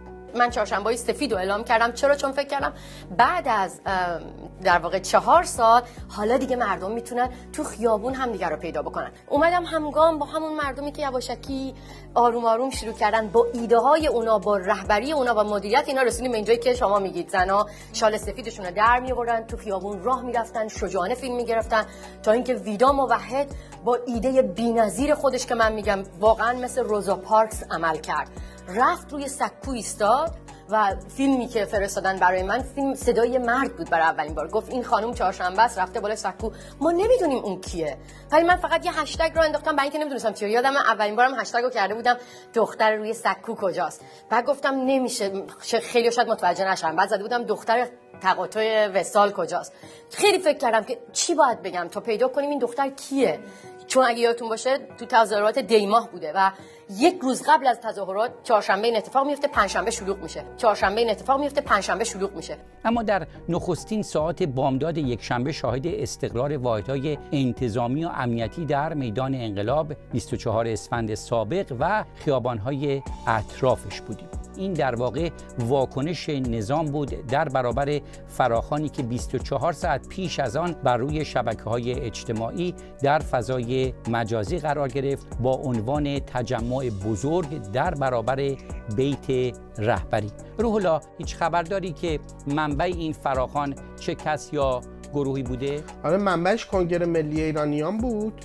همینطور که مشاهده می‌کنید قیام دی 96 در همکاری مشترک کنگره ملی ایرانیان و آمد نیوز از 3 دی ماه شروع شد و در ادامه توسط معصومه علی نژاد قمی با جنجال دختران خیابان انقلاب منحرف گردید و به پایان رسید.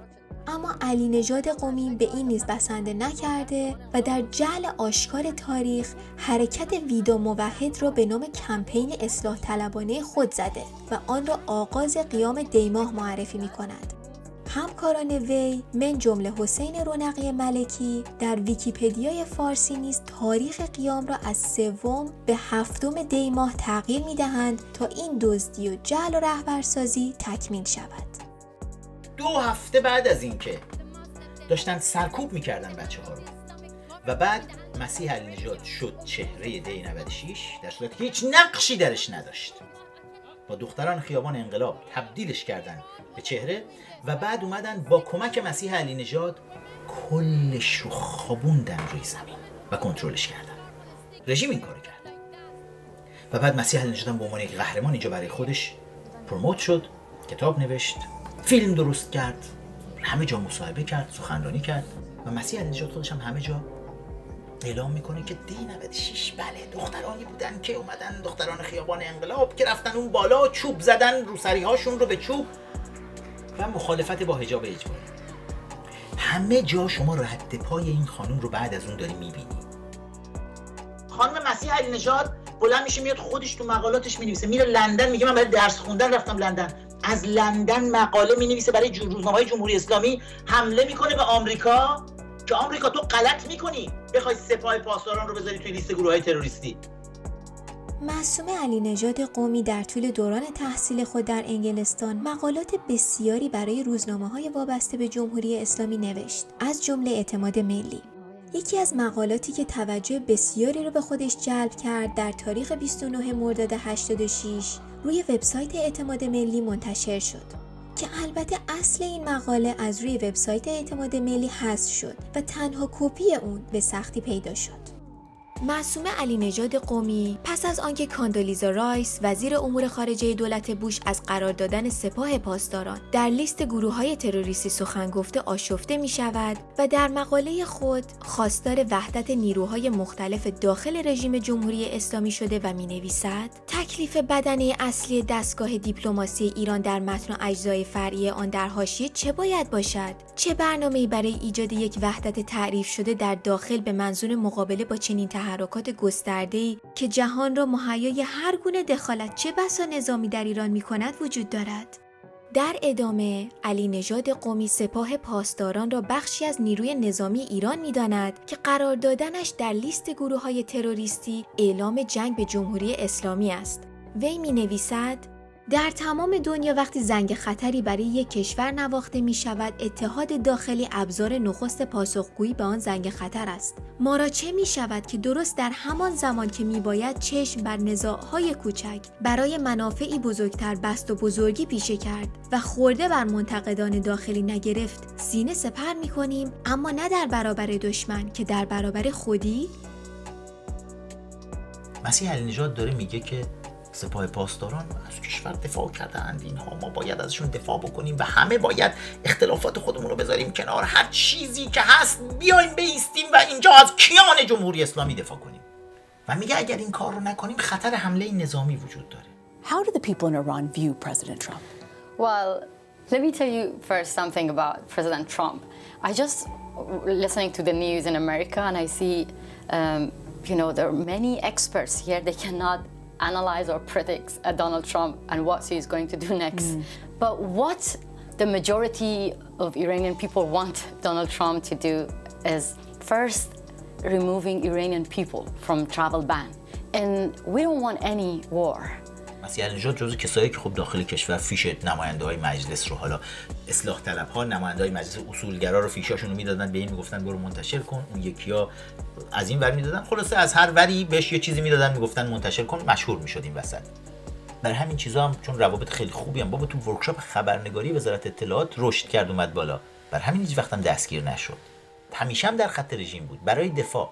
اگر لازم بود انتقاد میکرد، هر وقت هم که لازم شد حمله کرد، بعد هم دفاع، دائم دفاع از رژیم و سپاه پاسداران اینها بود. بذار من بگم، من با روزنامه‌های اصلاح طلب کار کردم، اینو از نزدیک دیدم، بذار صادقانه اینو بهت بگم.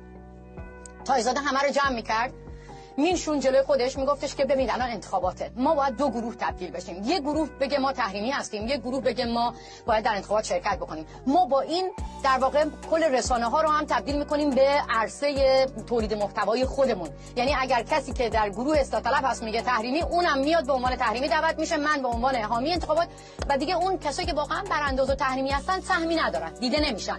بعد که به انتخابات نزدیک شدیم، اونایی که گفتن ما تحریمی هستیم بیان بگن الان اینقدر احساس خطر میکنیم که در آستانه انتخابات حتی ما هم تصمیم گرفتیم که شرکت بکنیم. همین اتفاق تو دوره روحانی هم افتاد. یعنی این که من میگم مال سال 88 فقط نیست که من ایران بودم.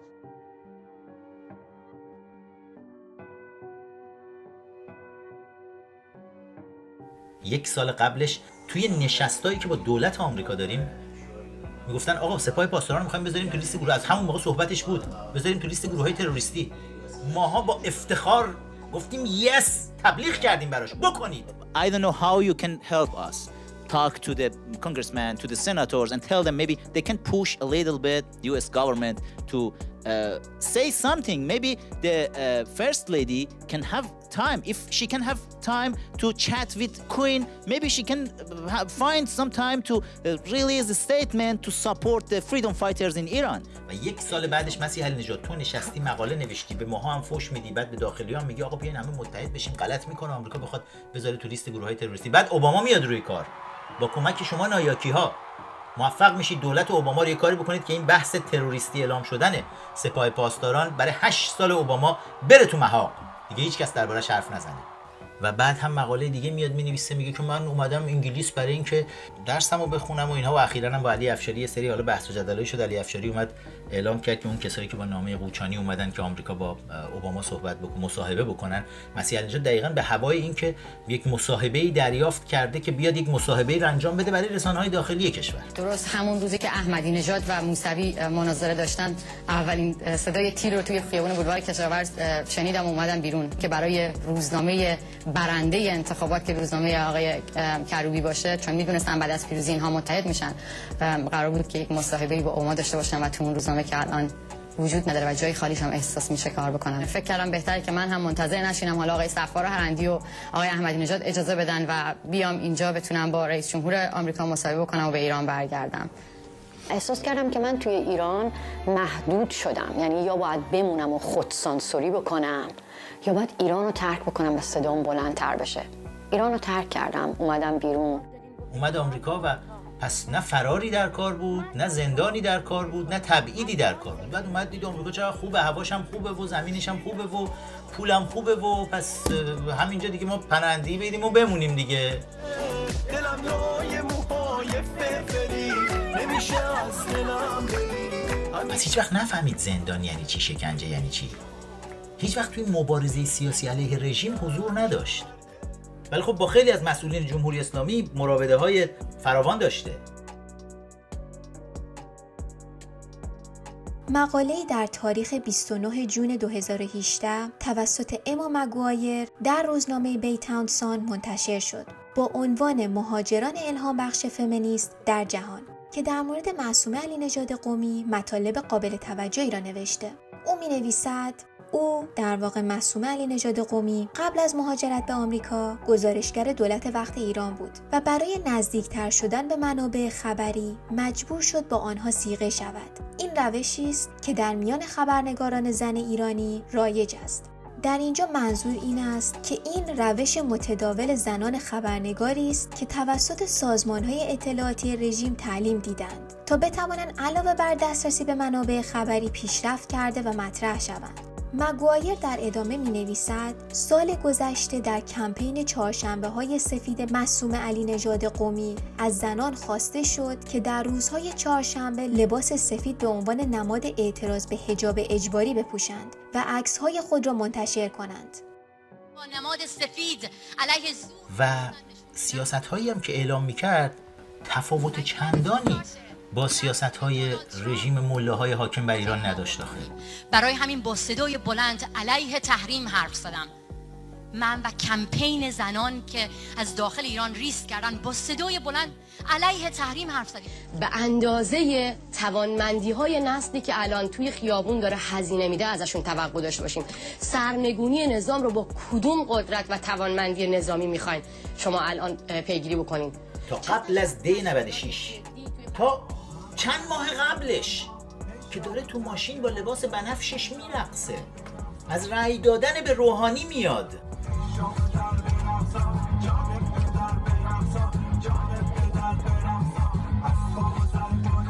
خبرساز این هفته مردمی بودند که با رأی به رئیس جمهور منتخبشون حسن روحانی به خیابون‌های ایران برگشتن و هویت انکار شدهشون رو در یک فضای شاد و مسالمت آمیز فریاد زدن. مردم معترض بعد از 4 سال احساس میکنن رأیشون به نام حسن روحانی این بار اگرچه با تأخیر طولانی اما درست شمرده شد. و این خانومی که 3 سال قبل از همون دی 96 توی لندن در کنار علیزاده مزدور رسمی رژیم نشسته و داره اعلام میکنه ما باید برای خامنه‌ای احترام قائل باشیم، بریم با خامنه‌ای صحبت بکنیم، خامنه‌ای رو نظراتش رو، اینا حرفای معصومه علی‌نژاد قمی، مسیح علی‌نژاد. نکته‌ای که می‌خواستم بهش اشاره بکنم بخش مذاکره کردن با رهبری جمهوری اسلامی هست و اینکه در واقع باید با احتیاط بیشتری گروه‌های سیاسی دسته‌بندی‌هایی که کردن باید در واقع این جایگاه رهبری رو به نظرم اینطوری استنباط من اینه که باید باهاش مذاکره کرد، نگه داشت و حتی از حمایتش در عرصه‌های مختلف بهره گرفت. من فکر می‌کنم اتفاقا برعکس این دفعه رهبری بود که اومد به سمت مردم و گفت حتی اگر مخالف هم هستید میتونید رای بدید در انتخابات شرکت بکنید و این رو محصول اتفاقا ایستادگی آقای موسوی و کروبی و جنبش سبز و همون بخشی که به نوعی ترک شده بود و در انتها بود من میبینم. یعنی اگر جامعه ما مدنی سازی رو اول تقویت بکنیم، همین بخشی که الان تصفیه شده حذف شده و اونها رو انکار میکنیم، اونها رو تقویت بکنیم، جامعه است که وقتی فشار میاره از پایین، اون وقت رهبری در واقع جامعه به سمت مردم میاد و اونها رو به رسمیت میشناسه. دعوت آقای خامنه‌ای از مردم و حتی پذیرش این که کسانی اگر بی‌حجاب هم هستن بدون روسری میتونن بیان رای بدن، برای اولین بار این اتفاق افتاد در بیرون ایران. ولی یه دفعه بنفش میشه، میرقصه، رای میده به روحانی، بعد 6 ماه بعد دی 96 میشه، میاد وسط میپره بالا میگه آقا اینا همه چوب زده بودن، روسریاشون و سر چوب، بچهای خیابون انقلاب بودن، دختران خیابان انقلاب. کل قضیه میخوابه و تموم میشه میره و تمام تلاشی که همراه روح الله زمان تماس گرفتیم باهاش بارها و بارها، ولی هی دیدیم داره یک مقاومت عجیبی میکنه این خانم. چه میدونستیم چه پروژه کثیف اطلاعاتی پشت این پرستو خانم نشسته که حتی به روح الله زم گفته بود که چرا با فخرآورد در ارتباطی اصلا، و روح الله زم رو در ارتباط میذاره با احمد باطبی خبرچین آبروباخته وزارت اطلاعات که معصومه علی‌نژاد قمی خودش توی اینستاگرام خودش عکس باطبی رو میذاره و مینویسه این برادر منه، جانبراره. یه بخشش هم واقعا اون الفت و دوستی بود که بین ما اتفاق افتاده بود. ما این دو تا رفیق دوست بالاخره اخلاق همدیگه رو درک کرده بودیم، اون گرفتاری‌های شما رو ما میفهمیدیم، مشکلات شما رو میدونستیم. درسته من یه ویژگی شخصی خودمه اون بحث شداست و اون چیزی هم که بین من و شما گذاشته واقعا صادقانه بود. چیزی که بین من از طرف خودم صادقانه بوده. من نه شخص تو دارم میگم تو این مجموعه تو این 12 سالی که کار سیاسی زندان اینها بود با آدم‌های زیادی از این مجموعه در واقع حاکمیت جمهوری اسلامی در ارتباط بودن. با فکر کنم شخص تو و فقط شخص تو جز معدود آدم‌هایی بودید که دروغ نگفتن. مسیح به عنوان فعال حقوق بشری یک بار حتی از ارژنگ داوودی حرف نزده. ارژنگ داوودی تو دلش ریخت و تا 10 سال به ما نگفت که کسی که فروختش و تحویلش داده الان 20 سال در زندانه احمد باطبی بوده که ارژنگ داوودی رو فروخته.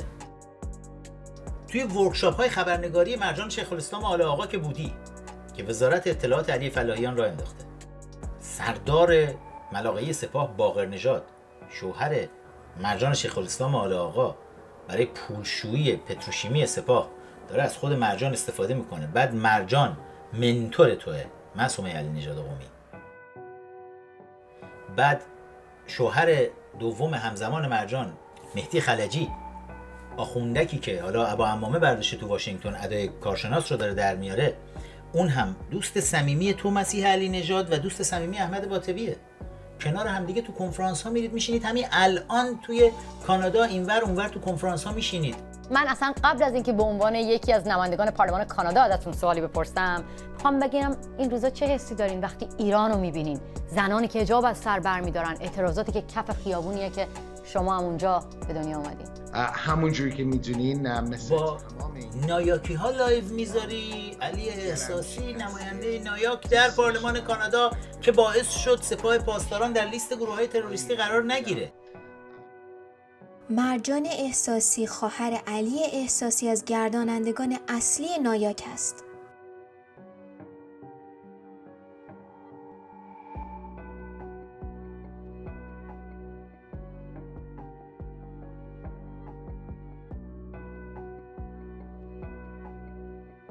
دزدی که اصلا دیگه تو کارنامه معصوم علی‌نژاد تو کتاب خودش، بابا کتاب تاج خار نوشته از بچگی از باغ رمضون دکتر، باغ همسایه‌شون بوده، از باغ رمضون دکتر دزدی میکرده، تو مدرسه از کمد معلماش دزدی میکرده، از یخچال معلم‌ها دزدی میکرده، با داداشش هم همینجور دزدی میکرده. تو کتاب زندگیش افتخارش دزدی کردنه. یه کتاب خودم رو دیدم اینقدر سوق زدم میخوام بخرم. طرح روی جلد کتاب معصوم علی‌نژاد قمی با عنوان باد در موهایم هم دزدی است. تصویر روی جلد کتاب متعلق به یک عکاس حرفه‌ای بوده که علی‌نژاد قمی بدون اجازه او این عکس را استفاده کرده. ناشر کتاب معصوم علی‌نژاد قمی لگرد گروپ است. دنیس اولیونس از مدیران ارشد این غول رسانه‌ای و انتشاراتی دوست نزدیک برنارد هنری لوی می باشد. هنری لوی که واسطه دیدار مکرون با معصومه علی نژاد قمی بود، معتقد است که ایران اشغالگر کشور کردستان است. وی همچنین در توییترش قاسم سلیمانی را یک ژنرال بزرگ توصیف کرده که کشته شدنش باعث تأسف می باشد. من رفتم پارلمان اروپا سخنرانی بکنم، تمام راه تو تاکسی تو خیابون انقدر تمرین کردم، اون یه دونه ماتیکم که خونه دوستم دزدیده بودم که بزنم یادم رفت بزنم. آقا جان، کسی که زندگیش پای دزدیه الانم اومده نشسته داره تو همین برنامه‌ای که تو صدای آمریکا داره، این برنامه مال کامبیز حسینی بود، برنامه رو دزدید، دوربین کامبیز حسینی و فیلم بردارش و استودیوشو توی نیویورک، زندگیشو، استایلشو همه رو دزدید. حرف‌های بنده رو تو لایوهای من میدزده، میره تو برنامه دزدی که از شهر کامبیز حسینی دزدیده اونجا اعلام میکنه. ببین همه زندگی دزدی. الانم تمام برنامه‌های ما براندازها رو که تا اینجا این انقلاب رو آوردیم جلو، همش رو دارن میدزدن، به نام خودشون دارن میزنن. خانم علی نژاد فقط سالیانه 1.5 میلیون دلار درآمد از سخنرانی‌هاش، کتاب‌هاش، مصاحبه‌هاش که به اسم این بچه‌ها داره میره این اونور، سالیانه ثابت 1.5 میلیون دلار درآمد داره. خانم علی نژاد مطمئناً خیلی بیشتر از اینا برای خودت درآمد درست کردی. شماهایی که مبارزه رو کردین برای خودتون بیزنس، و شما در سال 2019 علیه جمهوری اسلامی اقامه دعوا کردید و درخواست غرامت 500 میلیون دلاری کردید. ببینید من به شما یه توضیح صریح و شفاف بدم. ما در غرب نمیتونیم توی آمریکا از یک حکومت، از یک سیستمی که در واقع وجود داره و ظلم میکنه شکایت بکنیم بدون اینکه خود دادگاه غرامتی در نظر نگیره. چرا؟ چون دادگاه نمیتونه خامنه ای رو بیاره بنشونه. پس اگر من این دادگاه رو ببرم اونها غرامت در نظر میگیرن، بنابراین من درخواست غرامت نمی کنم. مسیح علی نژاد مجری برنامه هفتگی تبلت در صدای آمریکا. معصومه علی نژاد قمی 2 هفته بعد از سرکوب خونین قیام آبان 98 توسط تروریست‌های تحت فرمان قاسم سلیمانی در مصاحبه با صدای آمریکا از شکایتش علیه خامنه‌ای برای بازداشت برادرش خبر می‌دهد. که در این شکایت مشخصاً از رهبر جمهوری اسلامی، رئیس قوه قضاییه و سپاه پاسداران نام برده شده. علت نام بردن از اونها چه بوده و اینکه اینها چه کردن؟ چه شکنجه‌ای فراتر از این هست که مادر من یک دخترش رو از ایران انداختن بیرون و یک پسرش رو انداختن توی زندان. این باعث شکنجه روانی من و خانواده منه. علی نژاد قمی در این شکایت درخواست غرامت 500 میلیون دلاری از پولهای بلوکه شده مردم ایران در آمریکا را دارد. علی نژاد قمی در میانه قیام آبان 98 در مصاحبه با رادیو CBC کانادا تبلیغ برادرش را می کند. علی نژاد قمی در مصاحبه ها و پست هایش در فضای مجازی بارها برای برادرش تبلیغ کرده است. معصومه علی نژاد قمی شد مسیح علی نژاد، کاراکتر سازی کرد برای خودش و روی خونهای ریخته شده در دی 96 اسکی کرد. گفت این درباره حجاب هست، حجاب اصلا براندازم فراموش شد حجاب همه چیز. کمپین نه به حجاب اجباری.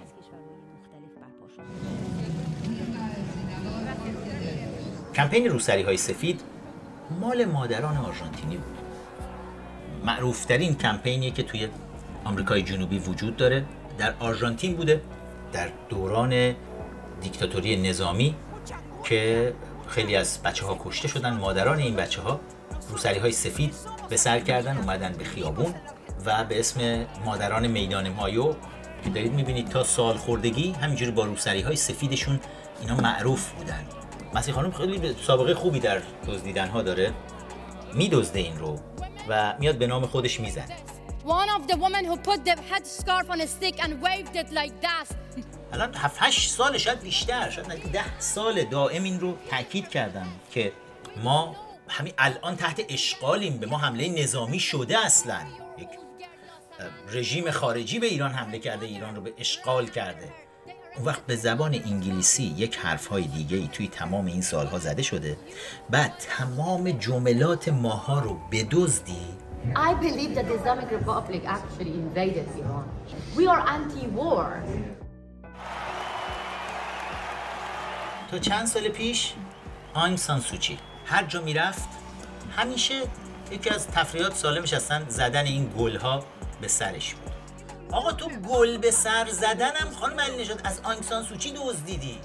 یعنی دقیقاً ما باید منتظر همین سرنوشت باشیم. اونم گل به سرش زد، دنیا رو گول زد، بعد رفت به قدرت رسید، دخل مردم میانمار یا برما رو آورد، دخلشون رو آورد، پوستشون رو کند، اعدام پشت اعدام، جوری که سازمان‌های بین‌المللی همه جوایزی رو که بهش داده بودن پس گرفتن، گفتن هو تو دیگه چه دیکتاتوری بودی.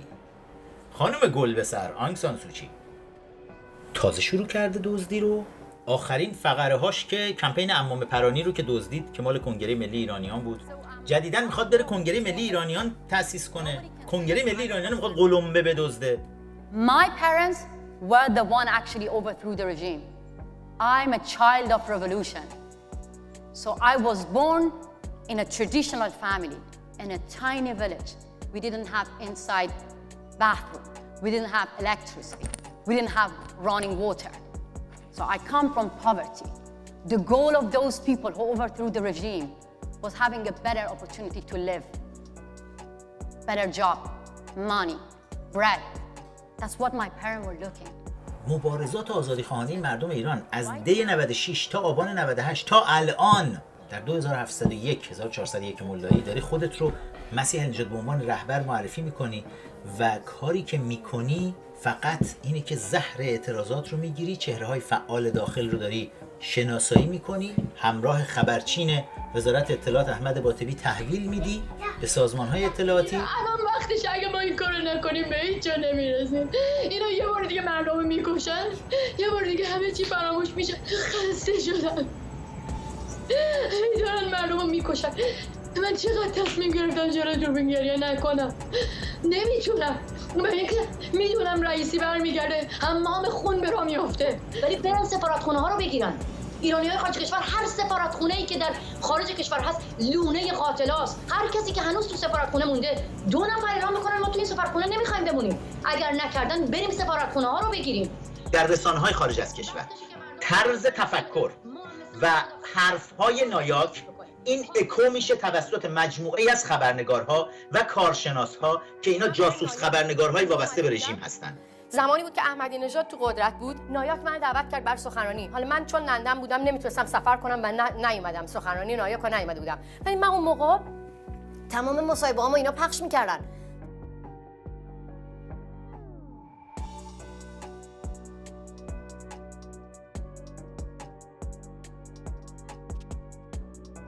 یازده سپتامبر 2012 کمپین دور دوم ریاست جمهوری اوباماست. با تریتا پارسی داری لاو میتره کنی. درست همون موقعیه که اوباما داره میگه به من دروغ گفتن و تو مسیح میای میگی نایاکیا دروغ گفتن، تو نبودی، تو با اینا ارتباط نداشتی. دقیقاً میتونی به من بگی که تو با تریتا پارسی کارت چی بود؟ من دیشب توی نشستی با هیلاری کلینتون بودم و واقعا برام دردناک بود وقتی خانم کلینتون برگشت گفتش که ما توی سال 88 گفت ما باید به ایرانی‌ها گوش می‌کردیم و خود ایرانی‌ها به ما میگفتن که شما نباید حمایت بکنید و دروغ هم نمیگه. رضا اصلانی که همینجا نشست کنار شما توی CNN با صدای بلند برمیگشت میگفتش که آقای اوباما نباید حمایت بکنه. تریتا پارسی امثال اینا کم نیستن. اما معصومه علی نژاد قمی نمیگوید که کریم سجادپور هم یکی از افرادی بود که به دولت آمریکا گفته بود در زمان جنبش سبز در امور ایران دخالت نکنند. We shouldn't be influencing the results of these elections. This should be an internal matter, internal Iranian matter, which Iranians resolve for themselves. The US shouldn't play any role in this. کاری که کامبیز فروهر توی تمام رسانه‌ها انجام میداد تماما همین قضیه بود. اصلا مسیح علی نژاد رو با حمایت نایاک آوردنش اینجا، بعد از اون توی تمام رسانه‌ها پروموتش کردن و مسئول پروموت کردنش هم همین شوهرش کامبیز فروهر بود که عاشق تریتا پارسی هم بود. تریتا پارسی رو به عنوان یک نابغه توی امور تینک تانک داری میشناخته و همیشه هم گفته. سیاستمداران ایرانی که میان میرن کدومشون آسان‌ترن و کدومشون برای مصاحبه گرفتن ازشون و کدومشون حرف شما رو بهتر میفهمن؟ اونایی که با ما واقعا حرف میزنن آقای زراقچی بودن، آقای ظریف بودن. آقای ظریف بی‌دلیل نیست که خیلی ازشون مردم خوششون میاد. چرا؟ چون به قول قبل چارم داره. ایشون خوب بلدن که شما جذب کنن. خیلی خوب با منطق حرف میزنه، خیلی بلد هم مخاطب ایرانیشو جذب کنه، هم مخاطب غربیشو جذب کنه و چهره ظریفی داره و کسی بود که وقتی کمر درد گرفت که در یک خبر شد و جالب‌تر از این وقتی رفت در نشست وزرا تمام وزرای دیگه اونش کمک کردن، یکی گفت آکوپانکچر بکن، یکی گفت مثلا ماساژ بکن، یکی همه خواستن یه جوری کمک کنن بهش. گوگلیه میگن همون خب میدونم که هرچی هست این جذابیت رو داره. خب بی خودم نیست ولی خب میدونه چجوری خوب خبرنگار را جذب کنه. مسیح علی‌نژاد دندون رو جیگر گذاشتیم با همه دردی که به دلمون بود تو این سالا از سابقه خیانتکاریاتون. مگه امروز و دیروز ما میدونیم این خیانتکاری‌ها رو؟ ولی بازم گفتیم برای آزادی ایران به احترام خون بچه‌ها 40 روز بعد از شروع این انقلاب دعوتتون کردیم، گفتیم بیایید با هم دیگه شورای انقلاب بسازیم و اولین کسی که علیه شورای انقلاب ایستاد و بنزین روش ریخت به آتیش بکشتش خود تو مگه نبودی معصومه قمی؟ اون وقت ماییم که داریم تفرقه ایجاد میکنیم؟ با من نجنگید، چون من نه رهبر قرار بشم نه رئیس جمهور قرار بشم و من نه قراره که از نماینده کسی بشم. بعد از اینکه جمهوری اسلامی رفت انتخابات آزاد بشه چرا که نه؟ با این چرا که نه که گفتی، پس تو هم سوال قبلیم برگردیم فعالیتات رو در این راستا برنامه‌ریزی می‌کنی؟ هممون تغییر کردیم و حتما همینطوره. من همینجوری که گفتم پروانه سلحشوری رو نگاه کنین تو مجلس، خانم مولاوردی و ابتکار رو نگاه کنین، من نه از دیوار سفارت بالا رفتم و نه آویزون به هیچ جریان گروه سیاسی شدم که برای خودم اعتبار بخرم. بنابراین اگر در یک کشور آزادی باشم دوست دارم از مسیر انتخابات تصمیم گیر باشم برای کشورم. دلم میخواد قانونگذار باشم، دلم میخواد نقش داشته باشم تو آینده کشورم. مثلا یه عده میگن که تو ادعای رهبری اعتراضای ایران داری. چه ادعایی داری؟ معلومه که دارم. هشتگم براش رو انداختم. گفتم من رهبرم. دیدیم دیگه 3 تا جریان بزرگ پیش اومد. حتی تو همین انقلابم روز 46م انقلاب وقتی که من اون توییت رو زدم، مسیح علی‌نژادم توی همون توییت نوشتم و از اونجا دیگه برای من اتمام حجت بود. نوشته بودم برای هسته نخست شورای انقلاب دی 96 آبان 98 و در روز 46 انقلاب و نبرد حماسی و خونین دختران و پسران ایران با مزدوران خامنه‌ای دعوت میکنم علی کریمی، رضا پهلوی، امیر فخرآور، گلشیفته فراهانی، مسیح علی‌نژاد، علی جوانمردی، شاهین نجفی، سام رجبی، پرستو صالحی و نازنین بنیادی با هم بنشینیم. یه سری از سلبریتی‌ها پیشنهاد خود من بود، اصلا طرح من بود از مدت‌ها قبل، از همون دوره‌ای که با روح الله زم هم کار می‌کردیم. میگفتیم آقا سیاسیون و سلبریتی ها باید با هم دیگه بتونیم بشینیم که توجه مردم و جوان‌ها رو داشته باشیم. بعد دیدم فردا صبحش ورداشت همون دعوت رو به زبون انگلیسی گذاشت بالا، خود ما رو اکسکلود کرد، فقط دستچین کرد، بخش نایاکیشو برداشت برد. یعنی کسانی رو دعوت میکنه که قابل گول خوردن در کنار نایاک باشن و از اونجا دیگه حجت برای من تموم شد. بعد از این رفتار مسیح که دیدم اونم وسط این انقلاب داره همچین کثافتکاری میکنه، دیگه گفتم من شمشیر سیاوش رو باید برای این خانوم بکشم، چون شورشو در آورده، واقعا شورشو در آورده. 2017 پرزیدنت ترامپ میاد روی کار، بلا فاصله فرصت که پیش میاد میره توی لیست گروه و شماها همتون شاکی میشین. مسیح علی‌نژاد و دار و دستتون، اسماعیلیون، همه شما که چرا تو آمریکا سپاه پاسداران جزو لیست گروه، شما نایاکی ها همتون عصبانی شدید. موضوع دیگه که در موردش گفتگو کردم در راستای همین نداشتن انتخابات آزاد بود و گفتم الان جمهوری مردم ایران نه جنگ میخوان، نه حمله نظامی میخوان و نه میخوان دوباره زخمی بشن، بلکه میخوان یک رفراندومی برگزار بشه که سرنوشت جمهوری اسلامی رو خودشون تعیین بکنن و تمام در واقع انجمنهای بین المللی، نهادهای بین المللی، سازمانهای بین المللی و دولت‌های غربی به اضافه اتحادیه اروپا رو باید دعوت بکنید که حمایت بکنن از برگزاری یک رفراندوم که مردم برای جمهوری اسلامی تصمیم بگیرن. به نظر من در یک همه پرسی اگر 3 تا مسئله، 3 تا سوال در عرض یک همه پرسی مردم جواب بدن. سر جنبش سبز کنار نایاک پریدی رفتی بالا، دستتم از اون بالا کریم نایاکی میگیره، کریم سجادپور بشین کنار ما. تا الان که عین همون داستان جنبش سبز رو داری دوباره تکرار میکنید. هر کی بهت پول بده هر وری میری با اون ور، ولی تهش حواست به یه چیزی هست که نکنه یه وقت کاری انجام بشه که کلیت رژیم در خطر قرار بگیره. این خیلی مهمه که کلیت رژیم در خطر قرار نگیره. توی این انقلاب چه چیزی میتونه کلیت رژیم رو در خطر قرار بده؟ 2 چیز: ادامه نبرد پارتیزانی بچه‌ها یا جنگ. و مسیح علی‌نژاد با هر دوتاش مخالفه. دار دسته شما نایاکی‌ها باهاش مخالفین. We are anti-war. Those warmongers were welcomed by the Western countries. Those warmongers were the one actually the West were trying to get a deal with them. We believe that if you want to get rid of war, intervention, anything, you have to be allies with the people of Iran. شما مخالف جنگین، مخالف تحریمین، مخالف مبارزات پارتیزانی مردم ایران هستین با رژیم ملاها، چون میدونین اینا فاکتوراییه که رژیم رو میشکنه میریزه پایین.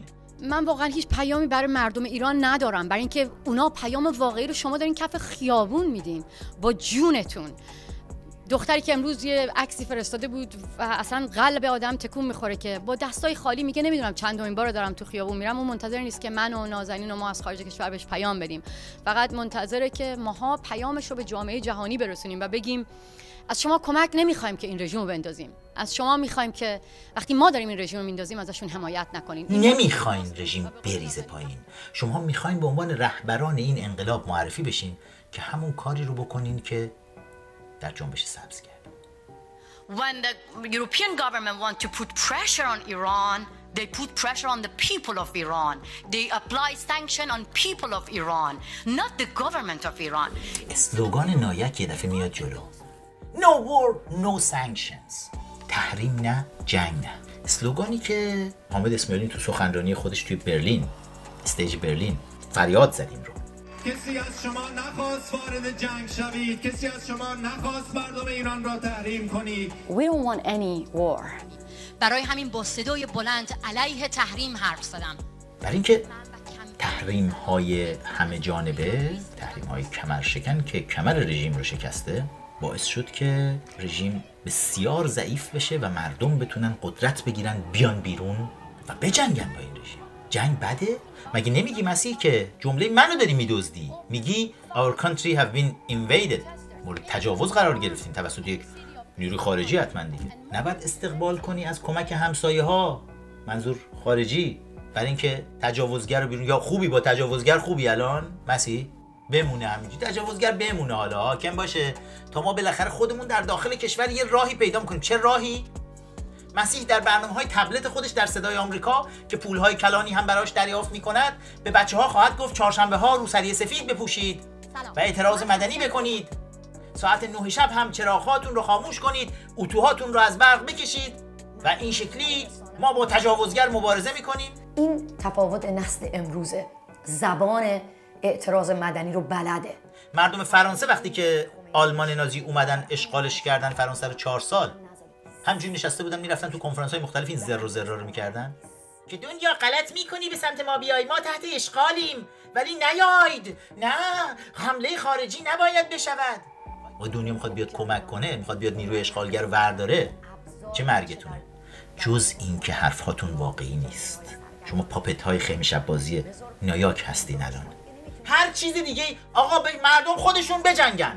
مردم خودشون چجوری بجنگن؟ با چی بجنگن؟ حتی شماها حاضر نیستین نبردشون رو توی بوقها و دستگاه‌های تبلیغاتی هولناکی که در اختیار گرفتین، حتی حاضر نیستین نبرد بچه‌ها رو نشون بدین، اخبارش رو پخش بکنین. تو سرتون بخوره که بخواین اعتماد به نفس بدین به این بچه‌ها که نبرد پارتیزانی خودشون رو با مزدوران خامنه‌ای ادامه بدن، چون میدونین اونجا پاشنه آشیل رژیم. مردم الان بیشتر از 2 ماه در خیابون هستن مسیح. یه مقدار بی‌تعارف و بی‌پرده این مصاحبه رو از این به بعدش ببریم جلو. حالا من در مقابل تو نشستم به عنوان یکی از چهرهایی که مردم به هر حال اسم تو میارن و هم چهره‌های دیگه‌ای که به هر حال خودت بخششون رو مطرح کردی. یه سری اسامی هستش که بعد از شروع انقلاب مهسا امینی مردم شروع کردن فریاد زدن این اسامی. یکیش تو بودی، یکی شاهزاده رضا پهلوی بود، علی کریمی، حامد اسماعیلیون، نازنین بنیادی. یه سری آدم بودن که مردم شروع کردن اینا رو اسم بردن ازشون که دوست داشتن اینا رو کنار هم دیگه ببینن. مردم ایران که در داخل هستین، شما رسانه ندارین، شما ابزار قدرتمند رسانه رو ندارین و رسانه در اختیار این افرادیه که این افراد متاسفانه مسیر خیانت رو در پیش گرفتن.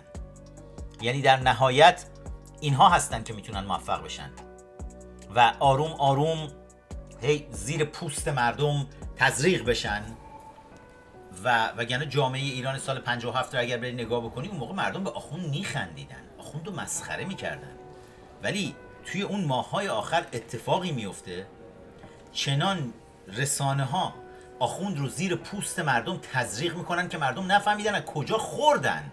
کاری که ما کردیم اینه که ما خیلی محکم ایستادیم ضد جنگ. به نظر اوضاع نیک و به نظر بیشتر اکثریت ایرانی‌ها که در امریکا هستن، ما مخالف تحریم‌های گسترده هستیم که فقط روی مردم ایران فشار گذاشتن. الان دقیقاً تفاوت گفته‌های تریتا پارسی بعد از جنبش سبز با مسیح علی نژاد میتونید به من بگید چیه؟ با حامد اسماعیلیون. هر دوتا هم مخالف جنگ، مخالف تحریم. هر دوتا هم میگن ما باید یک راه‌های کانالایی باز کنیم که مردم رو اگر اون تو داشتن میکشتن از طریق اینترنت بتونن به ما بگن که دارن میکشنمون، ما این بیرون بگیم آخ آخ آخ آخ. بعد سلبریتی‌های هالیوودمون هم بیان آخ گریه بکنیم، بریم یه کتاب بنویسیم، 2 تا فیلم هم بازی کنیم، فیلم بره اسکار ببره، مثلا جایزه ببریم، بعد بریم دست بزنن برامون تو کنفرانس‌های بین‌المللی، همه به به هورا، ببینید مردم رو داشتن میکشتن، به ما گفتن، ما اومدیم داریم بهتون میگیم دارن میکشن. نکنه ولی یه وقت یه کاری انجام بشه که مثل اتفاق جنگ جهانی دوم باشه که ایالات متحده آمریکا و متحدینش بلند شدن، نیرو برداشتن، رفتن تو ساحل نورماندی توی فرانسه، نیرو پیاده کردن، با آلمان نازی جنگیدن و فرانسه رو از اشغالگران نازی نجات دادن. ما کنفرانس گذاشتیم، ما رفتیم در کنفرانس مونیخ، ما رو به رسمیت شناختند. در کنفرانس مونیخ شما رو به رسمیت شناختند. کنفرانس مونیخ چی هست؟ که برید چی بگید؟ برید به این کسایی بگید که ندیده باشن از این کنفرانس. از این کنفرانس های امنیتی جهت اطلاعاتون، از این کنفرانس ها دائم داره برگزار میشه. شاید روزی نیست در دنیا که یه گوشه دنیا یه دونه از این کنفرانس ها برگزار نشه. خود بنده توی چند تا از این کنفرانس ها حضور داشتم. تازه خیلی هم شیک‌تر بود. اون دموکراسی اند سکیوریتی بود. این سکیوریتی کنفرانس، مونیخ سکیوریتی کنفرانس، اون یکی دموکراسی اند سکیوریتی پراگ بود. تو شهری که مرکز رادیو فردا اونجاست. من و شاهزاده رضا پهلوی 2 مهمان ایرانی دعوت شده به اون کنفرانس بودیم. رسانه‌های فارسی همه خفه مرگ گرفتن، بایکوت کامل کردن. تنها سخنران ایرانی من بودم توی اون کنفرانس، اونم تو سالن اصلیش، نه در سالن‌های تاون هال حاشیه‌ای. رهبران 17 کشور دنیا هم حضور داشتن. تو سالن اصلی برگزاری کنفرانس بزرگ امنیتی پراگ شماها ازش نشنیدید، چون رسانه‌ها نمیخواستن شماها بشنوید. بله اینجا کاسپاروف رو میبینید کنار برگزار کننده که واتسلاو هاول، قهرمان چک، که واتسلاو هاول دعوتنامه برای همه ماها خود واتسلاو هاول فرستاد. چند ماه بعدش نمونه همین کنفرانس توی ایتالیا برگزار میشه.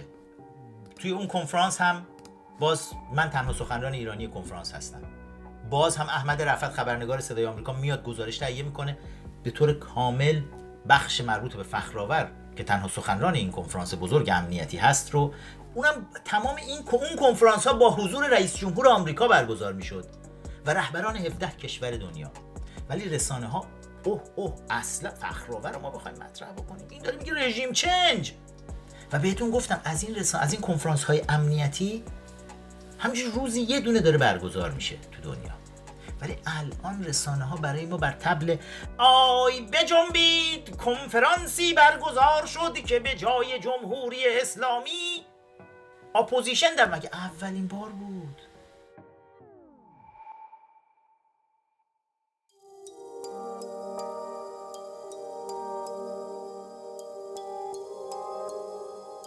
دموکرات ها الان هجوم آوردن که این انقلابی رو که هیچ سنخیتی با حمایتی که تمام این سالها از رژیم ملاهای حاکم بر ایران کردن و مردم ایران رو نادیده گرفتن.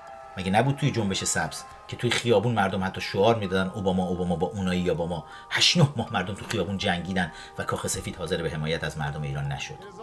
برای اینکه تو سیاست‌های حزب دموکرات آمریکا سیاست مماشات با رژیم ملاهای حاکم بر ایران وجود داره. ادبیات دموکرات و حزب دموکرات در آمریکا بسیار نزدیک به نایاکه. شما نایاک نمیتونه مچ بشه با حزب جمهوری خواه آمریکا، ولی با حزب دموکرات مثل قند رو هم میشینن. اصلا نشست آینده جنبش دموکراسی‌خواهی ایران امروز در دانشگاه جورجتاون در واشنگتن دی سی برگزار می‌شود. نشستی که در آن حامد اسماعیلیون، نازنین بنیادی، رضا پهلوی، شیرین عبادی، مسیح علی نژاد، علی کریمی و عبدالله مهتدی به شکل حضوری یا مجازی شرکت خواهند کرد. قرار است جمعه برگزار شود. در کتابخانه دانشگاه جورجتاون واشنگتن شاهزاده رضا پهلوی در نشستی شرکت کرده تا به همراه 7 تن از چهره‌های مخالف جمهوری اسلامی درباره آینده جنبش دموکراسی در ایران گفتگو کنند.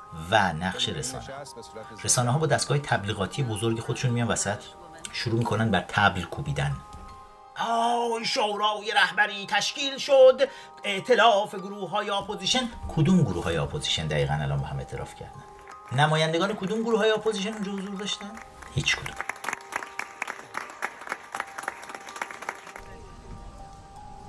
این داستان جورجتاون یه داستان جالبیه. جورجتاون یه دانشگاه است و یه دانشگاه خیلی بزرگیه که بهترین دانشگاه‌های امریکاست.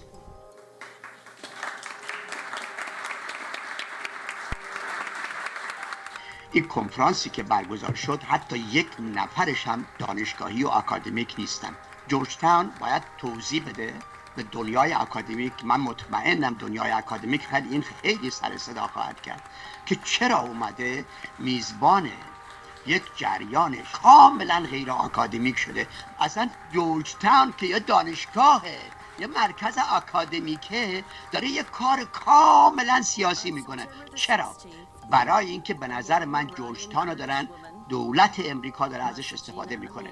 امریکا این جمع 8 نفره رو جمع کردن، حمایت کردن، افرادی هم که اونجا ماخواست بشینه رو دستچین کردن. نیرویی که الان شما میبینید وارد میدونه در خارج و داخل علیه این رژیم عمدتاً چه آشکار چه پنهان جز یک عده معدودی مثل آقای فخرآور از اصلاح طلبا میان. این جمعیتی که اونجا بود، اون 8 نفر، غیر از شاید 1-2 نفرشون همشون اصلاح طلبن و اینا با اصلاح طلبا میخوان کار کنن. ما ساعتها جلسه گذاشتیم برای همفکری.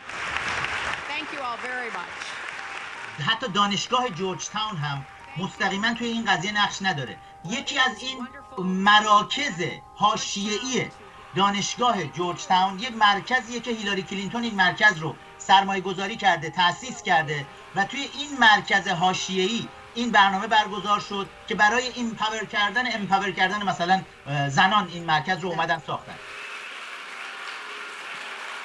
مدرسه فارین پالیسی جورجتاون هم ازش اینجوری که نوشته بود حمایت کرده بود و به اضافه یک انجمن ایرانی های جورجتاون. این داستان برای اینه که امریکا با جمهوری اسلامی سر مسئله هسته‌ای با اوکراین مشکل داره و این نیروها رو به عنوان آلت دست فشار آورده. جورجتاون هم چون اسم بزرگی داره ازش استفاده شده، این جریان گذاشته. A young Iranian Kurdish woman, Masajina Amini, died. دموکرات‌ها حالا می‌بینن که برخلاف اون سیاستی که تا حالا داشتن دنبال می‌کردن علیه مردم ایران در حمایت از رژیم مله‌های حاکم بر ایران، مردم به خیابون اومدن. یک انقلاب بسیار قدرتمندیه که داره کل فرهنگ سیاسی اجتماعی ایران و نگاه دنیا به ایران و ایرانی رو عوض کرده. برای همین هجوم میارن دموکرات‌ها و نایاکی‌ها برای در دست گرفتن افسارش. I am now pleased to turn the microphone over to Karim Sajapur, a senior fellow at the Carnegie Endowment for International Peace and an adjunct professor here at Georgetown. Karim. کریم نایاکی میاد وسط. کریم سجادپور میره سراغ جورجتاونی که داره اونجا به عنوان ادجانکت درس میده و یه کنفرانسی رو طراحی میکنه و دونه دونه اینها زنگ میزنه، اینایی که باشون از جنبش سبز با اینا در ارتباطه. نازنین اینجا کجاست؟ ما اینجا چیکار میکنیم؟ اینجا کنگره امریکاست. اومدم با شما، با نینا انصاری و با کریم سجادپور گپ بزنم. گپ در مورد چی؟ حقوق بشر تو ایران. از کلک‌های نایاک همونجا تو جنبش سبز بود که رهبری مثلا جنبش سبز رو بیرون کشور بدن دست اینا و بعد بکشنش. دوباره باهاشون با دوستان قدیمی خودش تماس میگیره و میگه ببین دستمون رو به عنوان نایاکی خوندن، بیاین این دفعه بشینیم کنار شاهزاده رضا پهلوی. Arpijan, you have more experience than anyone here in that you've been advocating for secular democracy for 4 decades now. چون الان یک مومنتومی داره شاهزاده، مردم دارن حمایت میکنن، بشینیم مثل انگل خون شاهزاده رو بمکیم، کردیت شاهزاده رو بمکیم و آن کار دیگر خودمون رو بکنیم. حالا روی استیج هم 2 تا آرپی جون هم بهش میگیم. این شکلی برنامه رو میاد ترتیب میده، یک نشست حاشیه‌ای توی جورج تاون. دسته دوم تمام اونهایی هستن که میخوان جزوی از راه حل باشن، میخوان با هم کار بکنن، با علم این که ممکنه در بسیاری موارد اختلاف نظر داشته باشن و این اختلاف نظر به مفهوم دشمن هم بودن نیست. من واشنگتن بودم، مستقیم روی اتفاقا خط برنامه زنده تلویزیونی من با تلفن شاهزاده هم تماس گرفته بودم، اعلام هماهنگی کرده بودیم که اعلام آمادگی کرده بودیم از طرف کنگره ملی ایرانیان که باشیم، ولی نه، چون برنامه گذار نایاک گروه لابی رسمی رژیم ملاها هماهنگ کننده این برنامه بود. مطمئنا نایاک آخرین نفری که روی کره زمین بخواد به جایی دعوت بکنه امیرعباس فخرآورد، چون من رو خیلی خوب میشناسن، میدونن من تحت هیچ شرایطی هیچ وقت باج به نایاک نداده و نخواهم داد و این کنفرانس از طرف مرکز هیلاری شناسی جورج تاون برگزار شده بود. توی اعلامیه‌ای که داده بودن بیرون رو وبسایت خود همین مرکز هیلاری شناسی دانشگاه جورج تاون نوشته بودن که ورود برای عموم آزاد نیست، این برنامه خصوصی، فقط با دعوتنامه است. تأکید کرده بودن پشت سرش به هیچ عنوان نیایید برای برنامه، فقط مهمانان، سخنرانها، هر کسی رو که دعوت بکنن فقط اونا میتونن بیان تو این برنامه. و پشت سرش هم نوشته بودن که گیت های مختلفی وجود داره که سکیوریتی رو چک خواهد کرد و اگر بیاید راتون نخواهند داد و مأمورین امنیتی با شما برخورد میکنن. It's a pleasure to be here. کسایی که دعوت بودن، سخنران و حاضران در جلسه، almost همشون، شاید به تعداد انگشتان دست کسانی بودن که با نایاک در ارتباط نبودن، تقریبا همشون مرتبطین با نایاک لابی رسمی رژیم ملاها در واشنگتن بودن. من میتونم دونه دونهشون رو دقیقاً با میزان ارتباطی که با نایاک داشتن بگم. بورد ممبر رسمی نایاک جیسون رضاییان، علی احساسی از کانکشن های گردن کلفت نایاک توی پارلمان کانادا و خیلی های دیگر رو شما اونجا توی سالن میدیدید که نشستن و اتفاقا خانم مسیح علی نژاد هم یک دفاع بسیار محکمی از نایاک کرد و به همه ما گفت که خفه شید، نایاک هم الان عوض شده و نایاک الان دیگه براندازه. عمار کسی هست که در سوریه پدرش رو قاسم سلیمانی کشت، برادرش رو قاسم سلیمانی کشت، پسر عموهاش رو در آغوش خودش قاسم سلیمانی کشت و بسیارن مثل او که وقتی باهاشون حرف میزنیم میگفت ما از ایران فاصله میگرفتیم چون شما قاسم سلیمانی رو قهرمان میخوندیم. تو چشماش نگاه کردم گفتم ما نبودیم، اعضای نایاک بودن و کسانی بودن که الان اونها هم اومدن و میگن این حکومت اصلاح شدنی نیست و ما از رژیم چنج حمایت میکنیم. اون چی که در وبسایت نایاک نوشته میشه هیچ ارزشی نداره، تمام پر از شالاتانیزم به دروغه. یه وقت طرفدار تحریم، یه دفعه مخالف تحریم، یه دفعه در اساسنامه‌اش اینه که میخواد به ایرانی‌ها کمک کنه، یه دفعه میاد رابطه ایران امریکا رو میخواد درست کنه.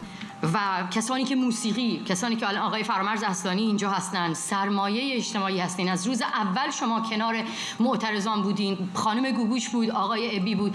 تعطیل نکنید کنسرتاتون رو. چرا؟ چون تعطیل کردن این کنسرت‌ها و به تعبیر حامد اسماعیلیون تعطیل کردن زندگی همون چیزیه که این حکومت میخواد. بی خود شرایط عادی سازی بشه دوباره. ماز جبرانی و مکس امینی بیان دوباره کنسرت‌های خنداندن مردم رو بذارن.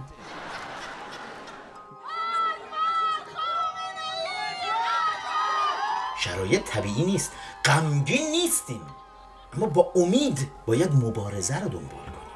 عشق و شادی بچه‌های قهرمان رو که وسط خیابون می جنگیدن، در خون آتش می رقصیدن، اون رو باید فریاد کنیم و دست از مبارزه قبرستانی برداریم، دست از رفتن سر مزار قهرمانانمون برداریم، اون کاری رو بکنیم که اونا براش کشته شدن. اونا در قبرستان کشته نمی شدن، در خیابان وقتی فریاد سر دیکتاتور می زدن کشته می شدن، در نبرد خیابانی کشته می شدن. این اتوبوس مجانی، لازم نیست بلیط بخرید. ولی تصمیمی که کی بیام سوار شم یا محصولات خودم رو رفع بکنم به عهده اوناست. شاهزاده شاید در جریان نبود که نایاک و مرکز اداری شناسی جورجتاون اینها عنوان کرده بودن که نه، این اتوبوس مجانی نیست، چندان دراش هم بسته است، تازه راننده هم نداره این اتوبوس. بدبختیش اینه، اتوبوس همجوری وسط بیابون گیر کرده، چون راننده‌شو و اون کسی که اصلا طرح این تشکیل شورای انقلاب رو داده بود یادشون رفته بود راننده رو دعوت بکنن توی برنامه. اتوبوس مجانی هشتگ خوبیه بنظرم. به نام زن، زندگی، آزادی. برای خالی نبودن عریضه مقتدی رو دعوت میکنن که مثلا یه نماینده حزب هم هست اینجا، نماینده یک حزب سیاسی، رو استیج یه چلغوز رو نشوندن کنار شاهزاده رضا پهلوی، تنها کسی که عملاً یک وجهه سیاسی داره، از طرفداران خوبی هم برخوردار شاهزاده رضا پهلویه. بقیه سری ایندیویدوال هایی هستن، سلبریتی هایی هستن که برای پروموت شخصی خودشون این وسط حضور دارن و میگن ما داریم از درد مردم میگیم، از حرف مردم میگیم، ما داریم از زندانیان سیاسی دفاع میکنیم. هیچ حزب سیاسی، میشن و برنامه سیاسی، هیچ چیزی اون پشت وجود نداره. ولی همونجوری که دفعه قبل بهتون گفتم، حتی یک نفرشون حتی یک بار بازداشت نشده بوده توی ایران، زندانی سیاسی نبوده، بیرونی کشور که میمدن حتی بعد تبعید نیومدن. من موافق نیستم که کل سپاه پاسداران به عنوان یک نهاد تروریستی شناخته بشه. زنده باد ایران.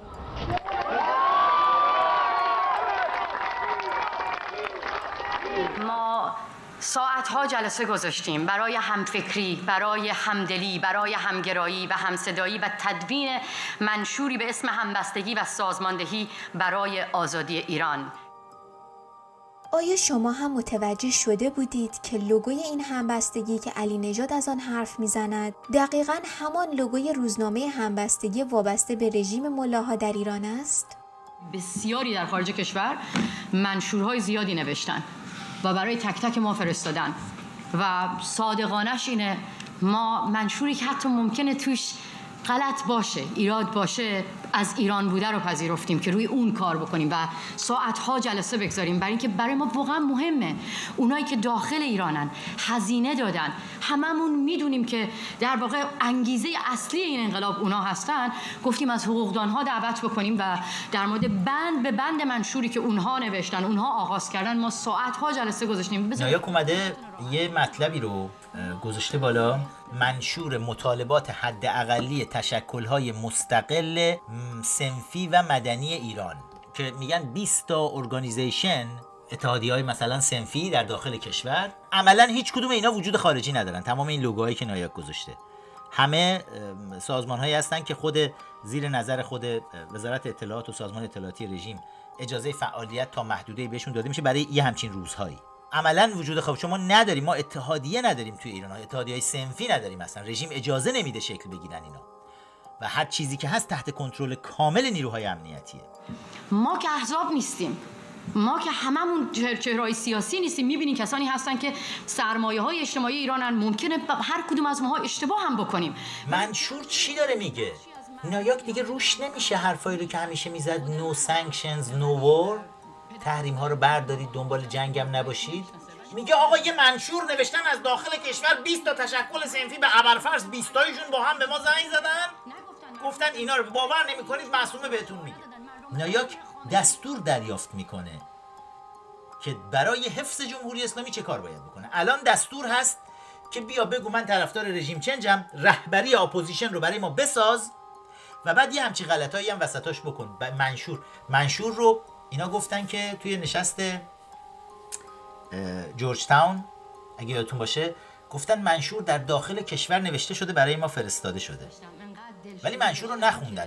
توی اتاق وقتی تمرین میکردم که این منشور رو بخونم، حامد جان و آقای پهلوی و نازنین نشستن جلو من، اونجا گریه کردم، گفتم نه بهتون قول میدم که توی جلسه گریه نکنم، چون گفتم خیلی ضایع تابلو نایاکی الان، چون داستان تحریم محریم و اینا و اگه الان فخرآور بفهمه شلوار هممون رو در میاره. برای همین منشور رو نخوندن، منشوری که از ایران اومده. بعد نایاک خودش تصمیم گرفت کریم نایاکی منشور گذاشته بود جلوشون، گفته بود الان یواشکی اینم بخونید. بعد نایاک دیگه خودش تصمیم گرفت بذاره بالا. میدونن وقتی تو همه این سالها گفتیم هیچ ایده‌ای ندارید، هر چی هست داره از چشمه کنگره ملی ایرانیان میجوشه بیرون میاد، شماها دارید فقط میدزدیدش. میدونن وقتی بهشون گفتیم آقا گیر کردید منشور بنویسید، خب هست جلو چشتون، بردارید بنویسید. کنگره ملی ایرانیان رو بدزدید، پیشنویس پیشنهادیش رو برید جلدشو بکنید، روش هر چی دوست دارید بنویسید. که امروز نوشتن بند به بندش، اصل به اصل پیشنویس پیشنهادی کنگره ملی ایرانیان، پیشنویس پیشنهادی قانون اساسی تدوین شده توسط کنگره ملی ایران. با اطمینان و اعتماد به نفس میگفتیم که بهتر از این رو ممکن نیست بتونید بیارید. رفتن و دیدن واقعا ممکن نیست و با وجود اینکه بهشون توهین کردیم، گفتیم شما شعور و سواد نوشتنش رو ندارید، بردارید این رو کپی پیست کنید بذارید. دیدن مجبورن قبول کنن و این کارو کردن.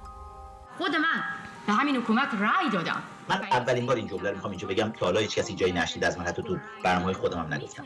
کسی که حضور داشت وقتی این حرف زده شد از دوستان خود ما هستن به من گفت. حامد اسماعیلیون میگه ببین ما اگه بیایم کنار رضا پهلوی بشینیم، اونا که شاهزاده نمیدونن که اگر بشینیم کنار رضا پهلوی، خب اون معلومه که اونو بیشتر از همه میشناسن، اون برنده بازیه، ما نباید بریم کنار این بشینیم.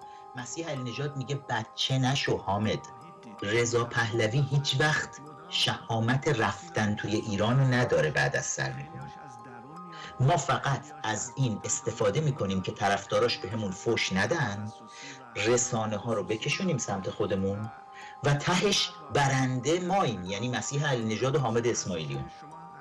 شما پرچم رو نمیبینی اونجا، پرچم شیر خورشید رو نمیبینی. از شروطی بود که حامد اسماعیلیون گذاشته بود برای اینکه بیاد بشینه کنار شاسته.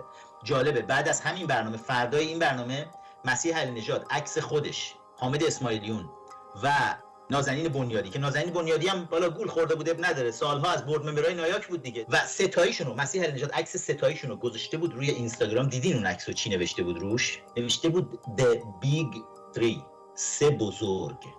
بیگ تری تو دوران جنگ جهانی دوم وقتی چرچیل، روزولت، استالین میرن توی تهران میشینن، کنفرانس تهران رو که پل پیروزی جنگ جهانی دوم بود، تمام رسانه ها تیتر زدن بیگ تری. چرا؟ چون چرچیل، روزولت رئیس جمهور آمریکا و استالین رهبر سه بزرگ بودن. خانم مسیح علی نژادی که همیشه با شوهرش میرفتن توی صف وای میستادن تو مرکز دفتر نمایندگی جمهوری اسلامی برای روحانی رأی دادن و بعد بنفش میپوشیدن میرقصیدن. آقای اسماعیلیونی که همیشه توی انتخابات‌های رژیم رأی میداده، که در کانادا عضو رسمی سپاه پاسداران بوده، دندون پزشک سپاه پاسداران بوده، با سپاه قدس همکاری میکرده. همسرش برای شرکت در مراسم خاکسپاری قاسم سلیمانی میره به ایران. بیشترین کاری که الان داره انجام میده برای 200 نفر از مسئولین جمهوری اسلامی و خانواده‌هاشون، از جمله برای 2 نفر از برادران رئیس فعلی سازمان صدا و سیما، پیمان جبلی. حامد اسماعیلیون برای 2 تا برادر این آدم پناهندگی سیاسی میگیره تو کانادا و 200 تا خانواده دیگه. شاهرگ رسانه‌های بیگانه امشب مقابل دوربین 23. آقای زم حالت چطوره؟ من خوبی؟ خودش. مگر همین صدا و سیما وقتی سپاه قدس دزدید روح الله رو برداشت برد توی ایران، مگر توی همین صدا و سیما نشوندنش، ازش اعتراف اجباری جلوی دوربین گرفتن و بعد اعدامش کردن؟ مگر همین صدا و سیمای آقای پیمان جبلی نیست که مجید رضا رهنورد رو با دستانی که زیر شکنجه خورد شده، اون تتوی پرچم شیر و خورشید رو سوزوندن زیر شکنجه، استخونهای انگشت‌هاشو یکی یکی شکستن، گچ گرفتن، مجید رضا رو موهاشو تراشیدن، با چشمن جلوی همین تلویزیونه آقای پیمان جبلی آوردن نشوندن و مجید رضا باز هم شجاعانه به قرآنشون و نمازشون و اسلامشون داره حمله میکنه و میبرن اعدامش میکنن. همزمان 2 تا از برادرای همین پیمان جبلی، رئیس سازمان صدا و سیما، پروندهشون زیر بغل آقای حامد اسماعیلیون توی راهروهای ایمیگریشن کانادا که براشون پناهندگی سیاسی بگیره. همه وصل کردن خودشونو به این کمیته‌ای که آقای اسماعیلیون ساخته. تمام سرداران سپاه پاسداران، مسئولین جمهوری اسلامی، همه رو داره اسماعیلیون به این عنوان میاره و پیامش هم پیام نایاکه: سپاه رو تو لیست گروه‌های تروریستی نذارید، تحریم نکنید. این صدای نایاکه.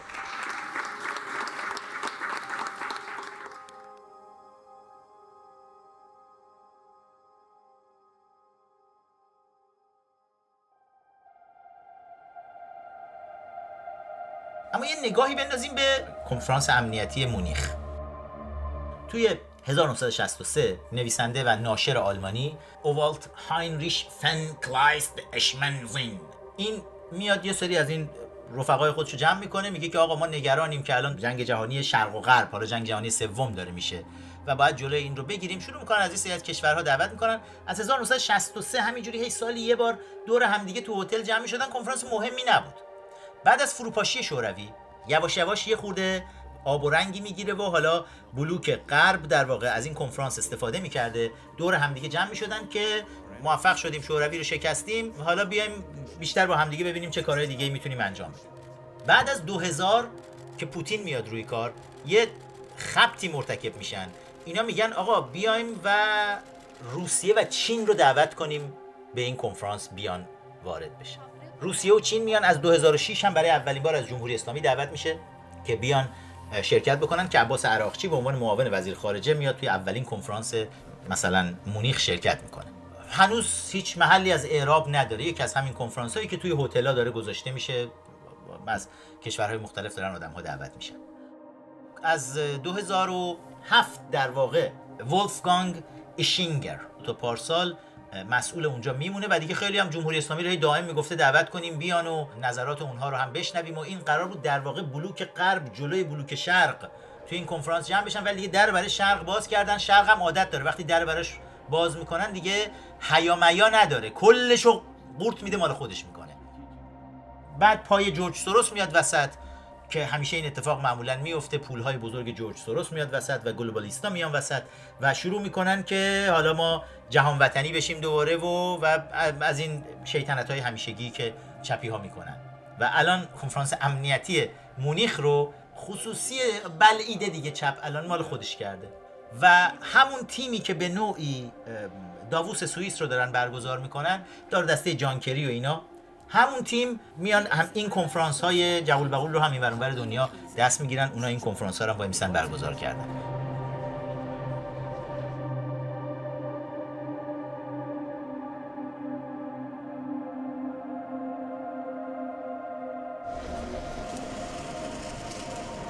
اولا دولت برگزار نمیکنه این کنفرانس رو. خب این در ورودی کنفرانسه که میبینید خبرنگارها همه در دو طرف ایستادن. توی این هتل داره برگزار میشه توی مونیخ. محافظین، سکیوریتی، نیروهای امنیتی اینجا ایستادن و ماشین‌های اتومبیل‌های ضد گلوله رهبرانی که بیان و مسئولین کشورهای مختلف که میان اینجا وای میستن و از اینجا از گیت‌های امنیتی مختلف عبور میکنن و میرن داخل کنفرانس. در کنار کنفرانس، اون کنار هتل، یک ساختمونی که ضمیمه شده به هتل میبینید اون کنار که یک در جداگانه‌ای براش گذاشتن و اونجا یه اتفاق دیگه‌ای میفته. کسایی که توی این نشست‌های حاشیه‌ای قراره برن بشینن، اونها رو اونجا باشون برخورد میکنیم. و اینجا صحنه‌ایه که داریم میبینیم شاهزاده رضا پهلوی مثلا داره میاد بره سمت در اصلی کنفرانس و اطرافیان شاهزاده بهش میگن که نه شما از اون در نمیذارن برین، بعد بیاین از این در این پشت برین. شاهزاده میگه آخه چرا حتی به شاهزاده نگفتن که داستان چیه؟ و اینجا شاهزاده میگه خیلی خوب بریم. میاد از این یکی در، از در پشتی شاهزاده رو دارن میبرن چون جزء حاشیه این کنفرانس مونیخ هست. اینجا سالن اصلی کنفرانسه که میبینید با امکانات ویژه‌ای که گذاشتن، مردم، خبرنگارها همه اینجا جمعن. کنفرانس امنیتی مونیخ که خودش هم تازه مورچه چیه کله پاچش چی باشه اینه که مردم میان، خبرنگارها میان که نظرات رهبران مثلا کشورهای مختلفی که اومدن حاضر شدن اونها رو بخوان بشنون.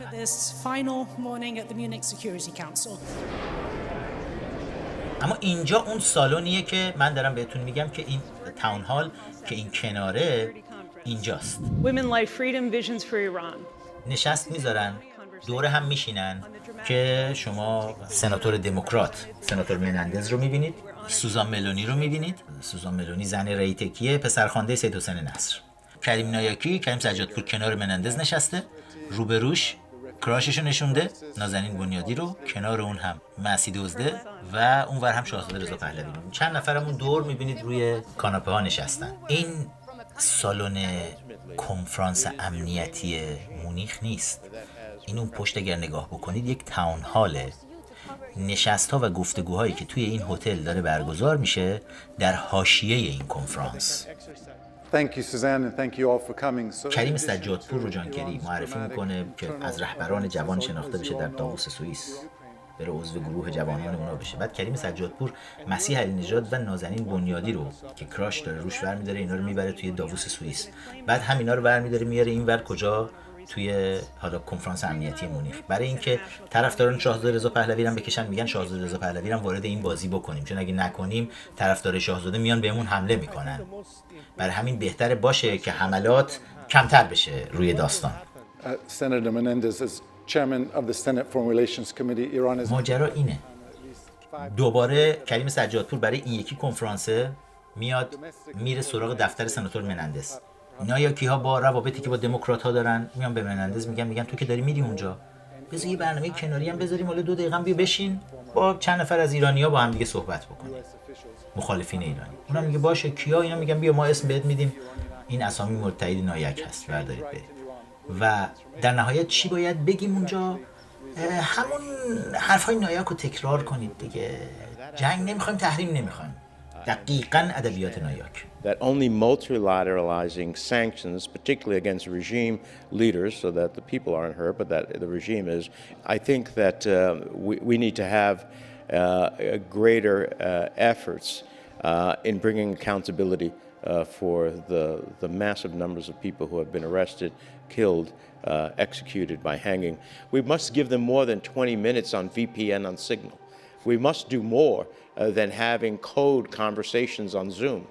We must, in a technologically advanced world, be able to give the Iranian people the opportunity to speak to each other and organize with each other. یکی از چیزایی که خیلی مهم بود این بود که ما چنل کمیونیکیشن اینترنت رو بتونیم باز بذاریم که مردم از بیرون بتونن اینفورمیشن بگیرن و بتونن با جامعه بین‌المللی تماس داشته باشن. این کار کردید شما؟ ما یه نقش خیلی مهمی بازی کردیم که خیلی از این تحریم‌های آمریکایی که یکی از کانسیکوئنساش این بود که شرکت‌های آمریکایی خودشون چیز اینترنت رو بسته بودن، مثل گوگل 3 هفته قبل از انتخابات می‌خواستن فیسبوک رو ببندن به خاطر تحریما. ما با نماینده مجلس صحبت کردیم، با کاخ سفید صحبت کردیم و چند ماه بعدش این قانونا رو عوض کردن.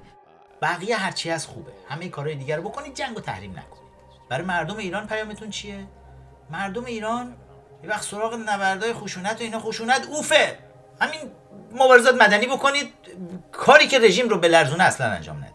این تمام پیامیه که توسط این افراد، حالا چه تو نشست مرکز هیلاری شناسی جورج تاون بشینن مطرح میشه، چه توی مونیخ برن بشینن.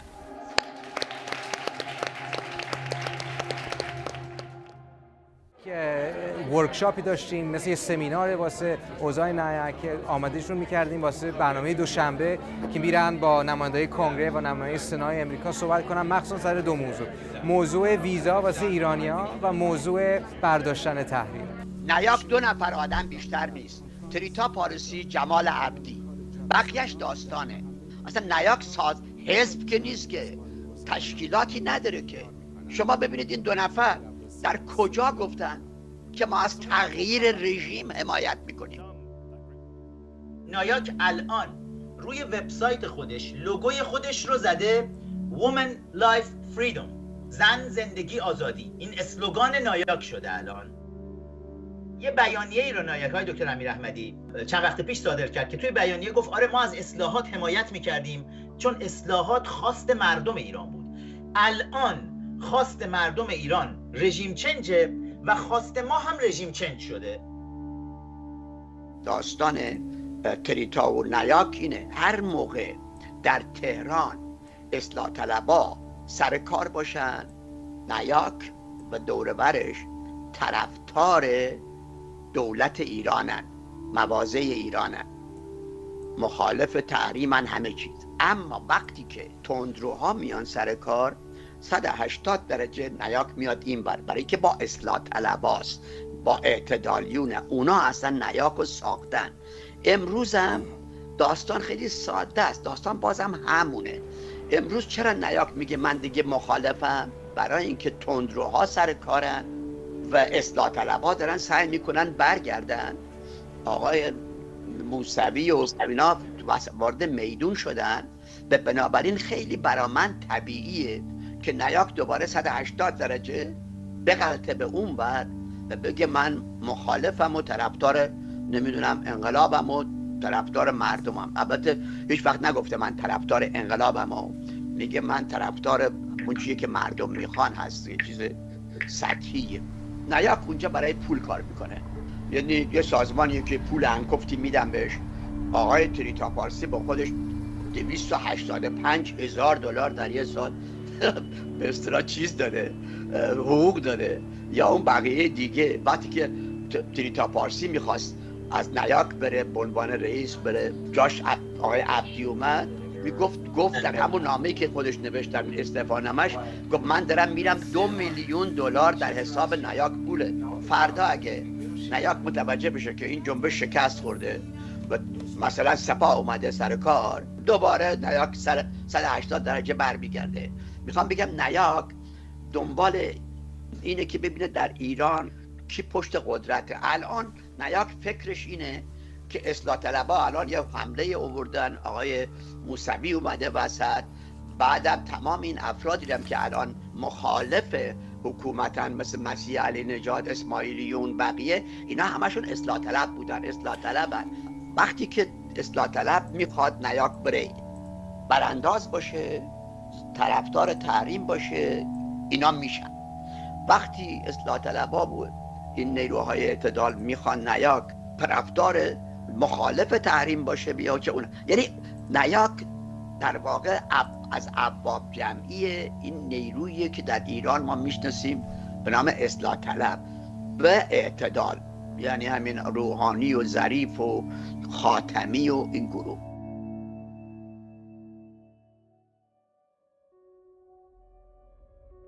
شما نگاه بکنین انقلاب به زیباترین شکل ممکن کار خودشو داشت انجام میداد، میومد بیرون. توی بیرون هم یک همگرایی توی اپوزیشن ایجاد شده بود، همه با هم داشتیم کمک میکردیم.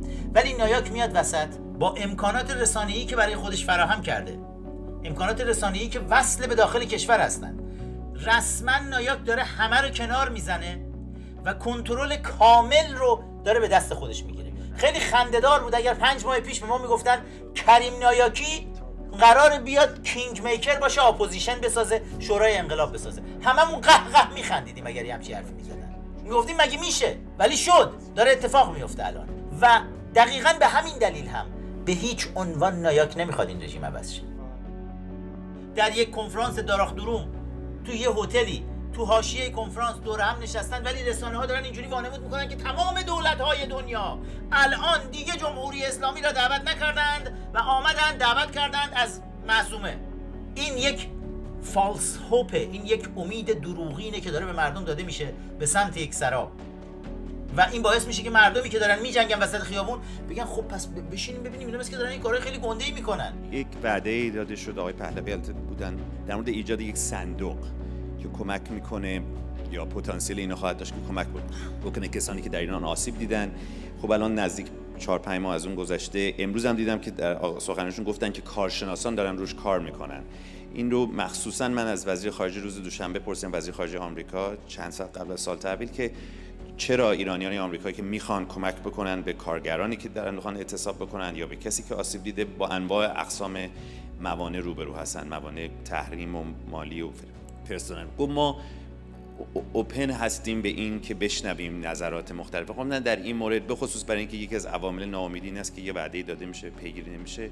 این کجاست و در نهایت چقدر ممکنه عملی؟ من میدونم که ایشون به من نگاه نکرد، به شما نگاه کرد، ولی من جواب اینو میدم چون میخوام تصدیق کنم. من فکر نمی‌کنم آقای پهلوی وعده داده باشه.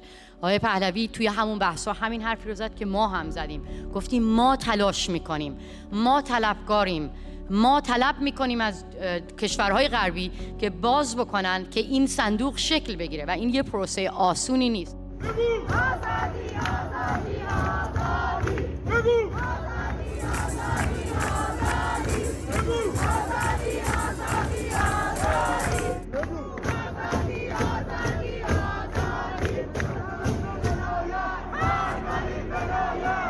ما آیا میخوایم این انقلاب پیروز بشه؟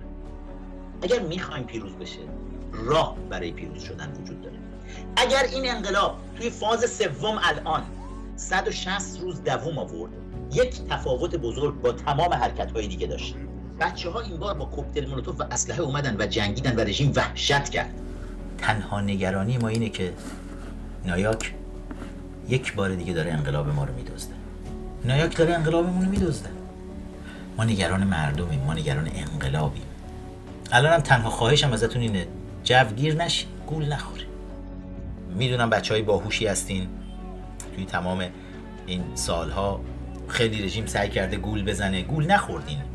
همراه شدین، همراه موندین، همراهمون اومدین و سعی کردیم همیشه پشت پرده های سیاست رو به شما نشون بدیم. کثافتکاری های رسانه ها و چپ بین الملل رو بهتون نشون بدیم. رسانه ها همون کاری رو که در زمستون 57 انجام دادن. خمینی رو بعد از یک کودتا بر کشور ما به عنوان امام به خورد مردم دادن. الان دارن خیانتکاران خطرناکی رو به خورد مردم میدن که اولا انگیزه رو در داخل کشور میکشن، کل مبارزه رو دارن به یأس و ناامیدی میکشونن. برای معصوم علی نژاد قمی بد نیست، خوبه، پروموت میشه، میچرخه، عشق میکنه، دور هم دیگه بالا پایین میپره، بعدش هم کتاب و فیلم و بقیه‌شون هم همینطور. اما برای اون جوانایی که توی ایران دارن میجنگن، خونشون داره ریخته میشه، ویدیوهاشون رو معصومه برمی‌داره میفروشه، این ور $10,000 از رسانه‌ها میگیره، ولی اون بچه‌ها تهش نه انگیزه‌ای بهشون داده میشه، نه راه حلی بهشون داده میشه که چجوری بجنگید درست جواب میده، نه کمکی از بیرون براشون فرستاده میشه. خدا نه ائتلافی الان در کاره که اتفاقا این کسایی که ادای ائتلاف رو دارن در میارن دقیقاً کسایی هستن که نمیذارن ائتلافی انجام بشه. رژیم اتفاقا دقیقاً اپوزیشنی از جنس همین معصوم علی نژاد میخواد. اصلا فرستادتش اینجا نقش اپوزیشن رو برای ما دقیقاً برای همین بازی کنه که اینجور موقع‌ها اون جایی که قرار پاشنه آشیل رژیم باشه اونجاها رو حفاظت کنه. مسیح جون، حامد سپاهی پاشنه آشیل رو حفاظت کنه. الان تصور کنید دوتایشون مسیح و حامد به دو تا پاشنه آشیل به این مچ پای آشیل چسبیدن، نمیذارن تیر بیاد بهش بخوره، چون اونجا جایی که رژیم میفته. مچ پای خامنه ای رو الان گرفتن. مردم فکر میکنن اوه خامنه ای رو الان گرفتن، یه خم دو خم میکنن. نه، به خدا یه خم دو خم نمیکنن، همینجوری نگر میدارن فقط تیری نخوره به اون پای تا بحران رد بشه و رژیم بتونه انقلاب رو بکشه، بخوابونه. بعدش هم اینا به سود زدن میرن سراغ درآمدهای خودشون. اگرم این وسط دری به تخت خورد و رژیم سقوط کرد، تصور بکنید، چشتون رو ببندید الان، تصور بکنید معصوم علی نژاد قمی شد رهبر ایران. به خدا یک آنگ سان سوچی خونینی رو براتون به نمایش بذاره، یک قتل عامی از همه مخالفین بکنه. معصومه الان توی توییترش نصف توییتر تقریبا بلاکن و طرفدارانش. این همه سال میگه من فعال حقوق بشری ام، 20 سال ارژنگ داوودی توی زندانه، حتی یک بار حاضر نشد از اسم ارژنگ داوودی رو به زبون بیاره. برای اینکه اینها هنوز بر خر مراد سوار نشده، با خودی و ناخودی کردن دارن حذف میکنن نیروها رو. معصوم علی نژاد اون روزی که دستش به قدرت برسه، تمام نیروهای مخالف و منتقد خودش رو گردن خواهد زد و از اونجایی که سابقه دزدی‌های کلانی داره، بدتر از خامنه‌ای تمام خزانه کشور رو هم خواهد دزدید. با کمک رسانه‌های چپ بین الملل هم که براش ماله خواهند کشید. هر غلطی هم بکنه همه میگن آخ جون نوش جونت. اگر یک همچین فرصت‌هایی توی یک همچین کنفرانس‌هایی به وجود میاد، حالا فرصتی که حالا توی سالن کناری اونور نشستید، ولی این وسط امانوئل مکرون وقتی میاد بره توالت، چون باید بیاد از این سالن رد شه بره اونور تو توالتشون، جلوی در توالت مسیح علی نژاد نشسته که مکرون میاد، میگیره دوربینو جلوش، مکرون بیا اینجا، تو گفتی منو میخوای بیاری یا میاری؟ خف کنن مثلا سیاستمدارا رو وسط جلوی در توالتا. ولی اگر واقعاً واقعیه و قرار پیامی فرستاده بشه برای رهبران دنیا، نباید الان به رهبران دنیا بگن آقا حتی اگر شده با کمک نظامی به مردم ایران کمک کنید از چنگ رژیم اشغالگر اسلامی حاکم بر ایران نجات پیدا کنن. نباید اینو بگن؟ مگه آمریکا رفت فرانسه رو اشغال کرد؟ مگر شما کوچکترین خبری شنیدید در تمام سالهای بعد از جنگ جهانی دوم که آمریکایی ها رفتند این بخش از خاک فرانسه رو مال خودشان کردن، استقلال فرانسه از بین رفت، نیروی نظامی آمریکا پیاده کرد؟ در فرانسه سربازان آمریکایی رفتند و به زنان فرانسوی تجاوز کردن، این کاری که شبانه روز دارن سپاه پاسداران و مزدوران خامنه‌ای با دختران قهرمان ایران میکنن؟ یا درباره ژاپن، مگر شنیدید که ژاپن رو آمریکا ضمیمه خودش کرد؟